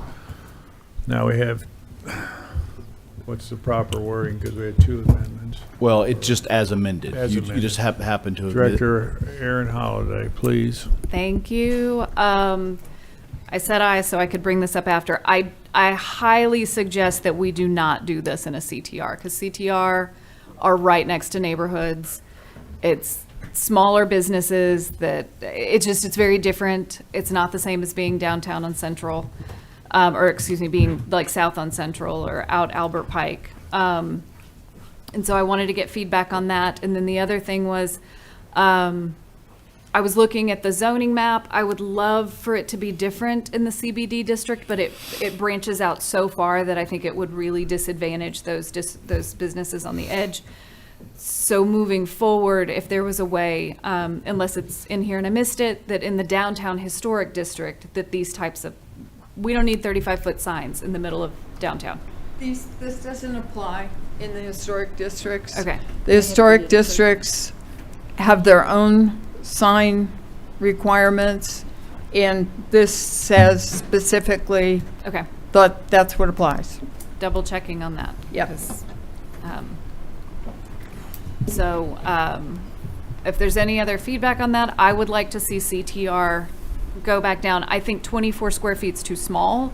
I would say it needs to be at least 32 square feet. I'm thinking of small businesses that have a 4x8 sheet of plywood, they put a sign on. It should be a minimum of a 4x8 sheet of plywood, so a small business can paint a sign and move on. But I think 250 square feet, 35 feet in the air in front of, red light on Park Avenue is bananas. Well, it's still subject to the linear footage. The old coffee shop had quite a big lot. Yeah, it did. The surface area is limited by the linear, the height's not. I mean, granted, specifically there it wouldn't happen because of other reasons, but in a place like that where those types of businesses are, that's just not, it doesn't, the concerns we had about visibility and stuff like that, that just doesn't come into play really in CTR district. So I would rather see these maximums go down to somewhere between 32 and 50 feet for our square footage. Also, though, to your point with the linear street frontage, that language is not in the CTR box. Okay. So have we added that after this last thing? Did that language then get added to the CTR box? Because it's not there as it is. It just says 24 square feet. And so That's the maximum display surface. That wasn't changed. That's for all of them. right, but I'm just saying, we talked about the maximum surface, but because there isn't the language of 1 square foot in area for 1 linear foot It is of street. 24. It is 24 square feet. Right. CTR. Except we just said the max. I mean, and that's what I'm making sure of too, because my understanding was, So it sounds like what we did is we were going to allow a 35-foot high sign with a 24 square foot. You'd have to really look at That's it. not pole. gonna, I It'd mean, be how like- many have even requested to do that now? but is that, I mean, was that your intent, that the CTR square footage remain at 24 square feet? Or were you thinking that CTR was also, I mean, it was my understanding that 250 square feet was included CTR. That's why I asked specifically. The height was changed, but not the square foot. Not the square footage. That's the question I asked, and it was for No, both. it's My a good understanding point. was it was for both. It's So, point of clarification, yeah. I think the alterations all came on the height side, not the maximum display surface area side. but it did come in the maximum. The 250 square feet. Well, the only 250 100 was replaced changed. anything so- that had 100. So in order to clarify it, Yeah. The we'll 100 just- was changed to 250, 24 was not changed. I think you could argue it was. You need to make a motion. Okay, so I would like to make a motion with respect to CTR districts that the maximum display surface for monument and freestanding pole signs be 32 square feet, and that the maximum sign height go back to 20 feet, just in CTR. Second. Okay, now on the freestanding, appreciate that. On the freestanding monument sign, it currently is 8 foot, which is the maximum not- sign height. Mm-hmm. So did you change that to?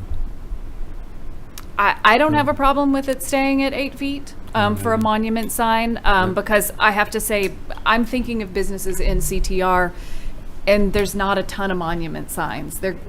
Because a lot of times these are really small businesses. They're not building big brick pedestals out front.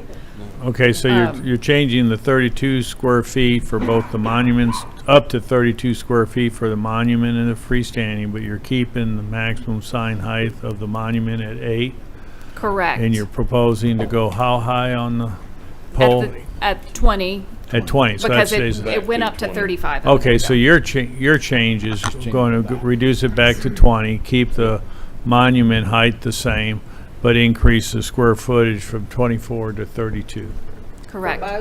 Okay. For both, just because, like I said, All right. sheet of plywood's cheap. So you got a motion on that. Do we need a second, Director Trustee? So all in favor, call the roll, I guess. Director Dobbs Smith. Aye. Webb. No. Garcia. Aye. Trustee. Aye. Holliday. Aye. Beard. No. Mayor McCabe. Aye. Amendment is approved. Another amendment. I We have feel like we one. should have a whiteboard when we do this. We have one more, but I'll We wait have till- another amendment? Yes, I'll wait till y'all are We have finished. another item. No, we have another item. We have another amendment on this. Okay, so. All right. What is is it? amended, now we accept. I do have a question though. When we changed all this, I was a little disturbed about the big, huge expenses embedding that pole in the ground, and then it comes up there and they bolt something to the top. And my understanding, and maybe I was wrong, but if someone comes in and just changes the cover on it, no problem. They can keep the sign as it was. But if someone comes in and makes it like this Wendy's sign has her head sticking up, as long as it was in the same height, overall height, it still would be wrong because we've lowered the height, or have we, with this amendment, gone back to the taller height, the original height? What the proposed ordinance says is that if it is rebuilt. So if what you have there, the structure stays the same, the pole. So the head that goes on the pole, I was just looking at like the Reliance Bank is an oblong, but some banks have a piece on the top. This new bank here had a little piece. It's part of their logo. As long as it didn't make it taller, they could unbolt that Advanced Auto Parts thing and put another sign on there that says whatever, as long as it doesn't exceed the. But if the shape changes. That's what I'm saying. The shape might change if it's your logo. Rebuilding what you're hanging the message upon, then I think you have to come into compliance. But Yeah. that isn't an issue anymore.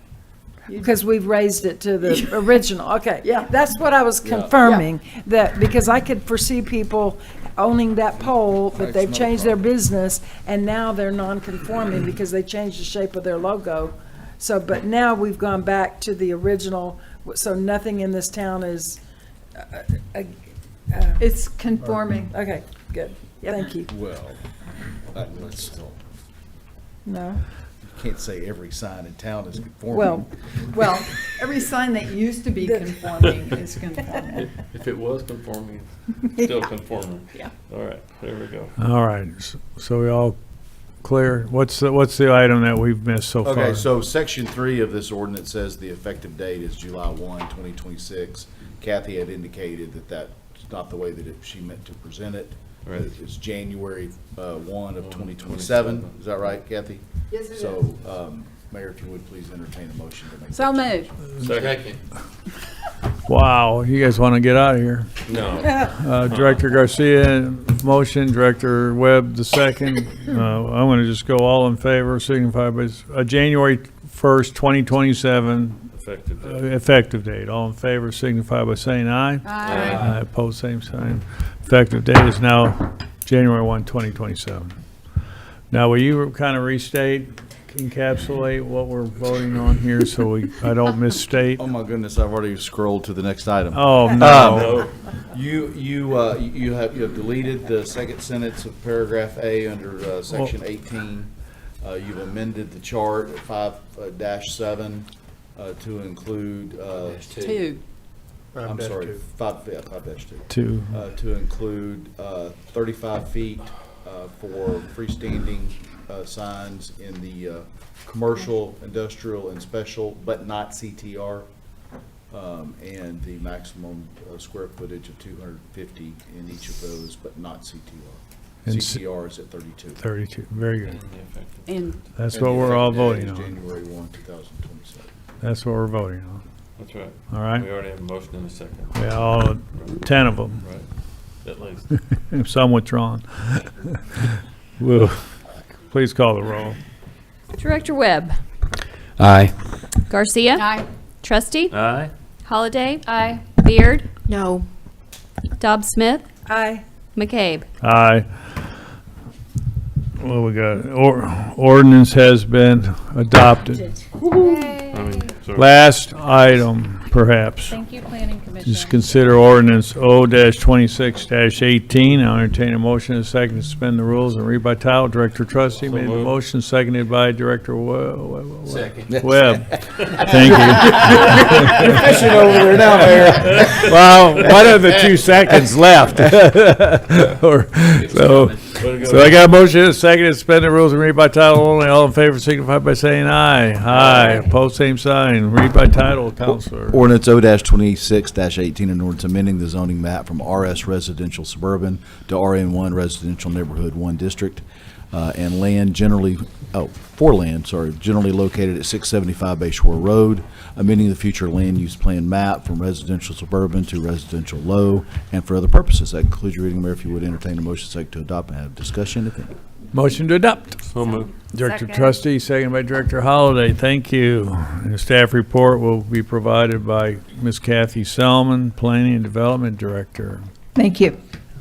The applicant and property owner is Jonathan Hartness. The request is to change zoning from residential suburban to residential neighborhood 1.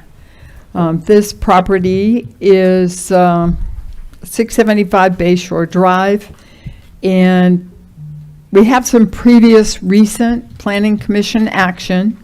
Planning Commission recommended that the Board of Directors approve, and you did so, a rezone request from rural residential to residential suburban at your December meeting, at their December meeting, and you approved it in January.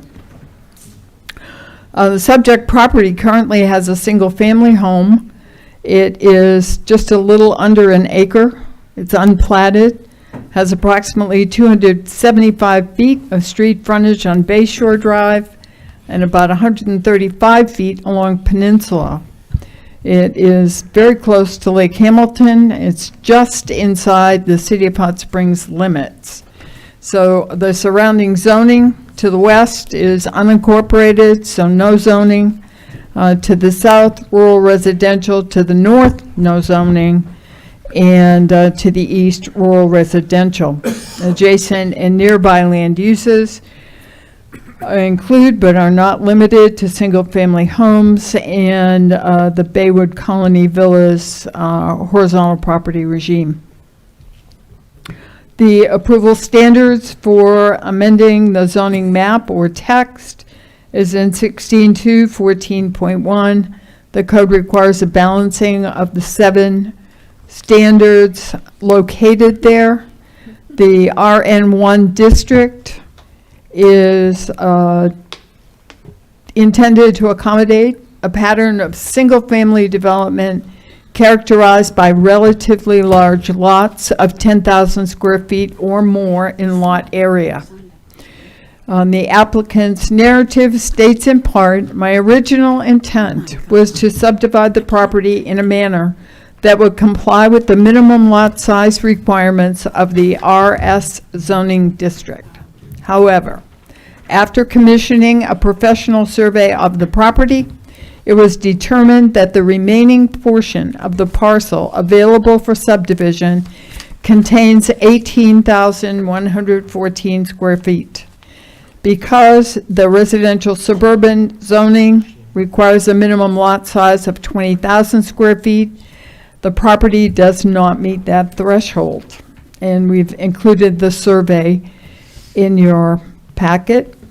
For this reason, I am respectfully requesting rezoning to residential neighborhood 1, a district that permits single-family residential with a minimum lot size of 10,000 square feet.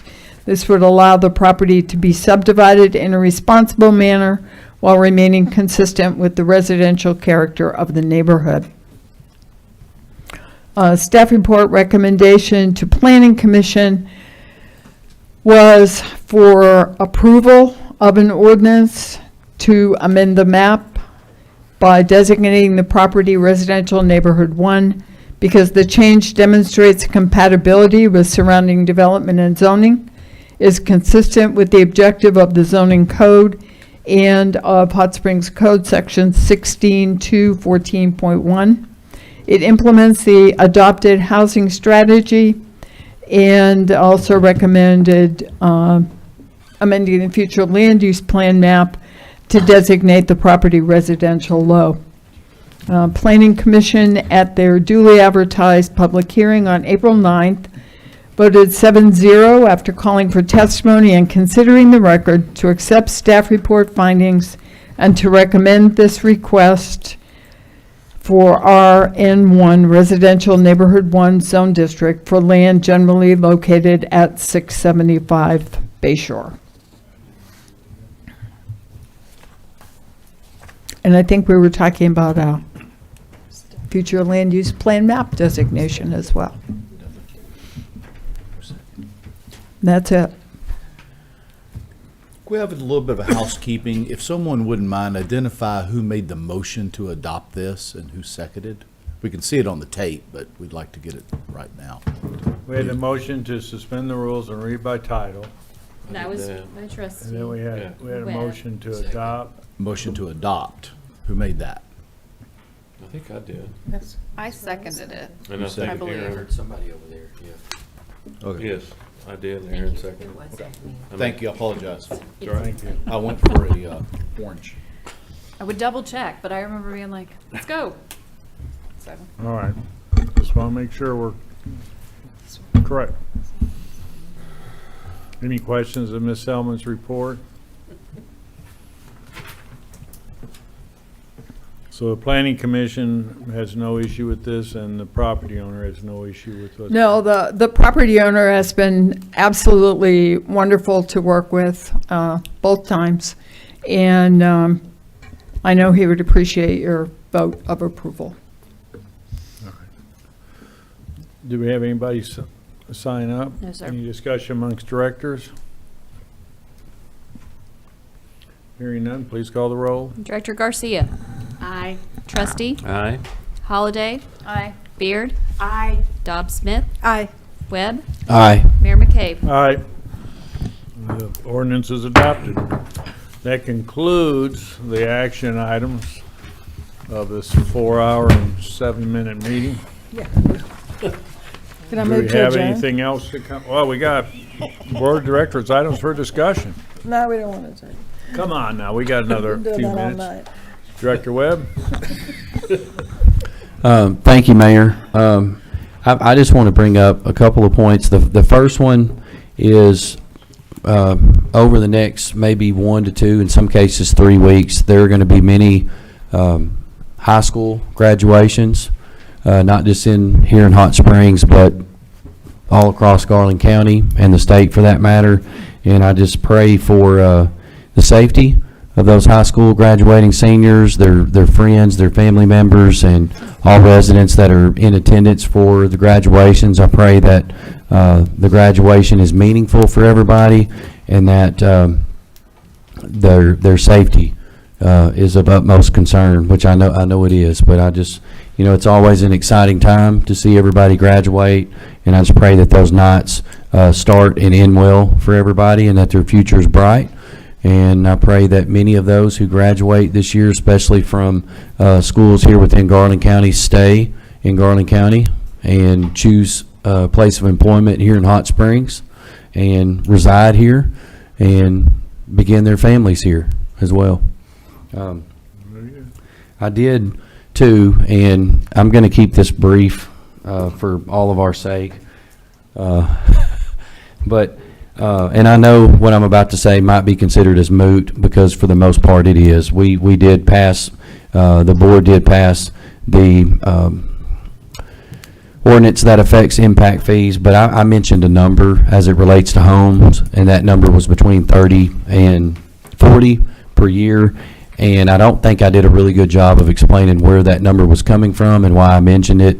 And I was bringing up that number to state that with the passage of the impact fees as it relates to scenario 2, any home between, 1,251 and 1,500 square feet under scenario 2, if 35 was the number of homes within a year, that brings about $28,000 between 1,501 feet and 1,800 square feet at that rate for 5/8 meters in scenario 2. That is about $42,000 if the home has both a water and a wastewater connection under both of those numbers. And that, as it stands prior to tonight, or with the changes, I should say, is only a difference of about $10,500 under the old guiding principle, which just included a permit fee of $500 for wastewater. So moving forward, I should do a better job of explaining why those numbers are coming up, and where the concern of mine was is because we were moving to make those modifications to impact fees for a difference of only $10,500 under that scenario 1, and then $24,500 under scenario 2. And that's given that the connection rate holds kind of what was customary between those years 23 and 25. But that's where I was coming from. For those who are keeping score out in the audience, and for those who are keeping score at home. That's all I was going to say. Thank you, Mayor. Any other items for discussion amongst directors? I'm keeping track of time, and I move to adjourn. Second. Got a couple signed up to speak. Okay, all in favor, signify by saying aye. Aye. Opposed, same sign. Let's do it with some energy. Okay. We are adjourned. Yeah, y'all ready Thank for you. public commentary? We got two.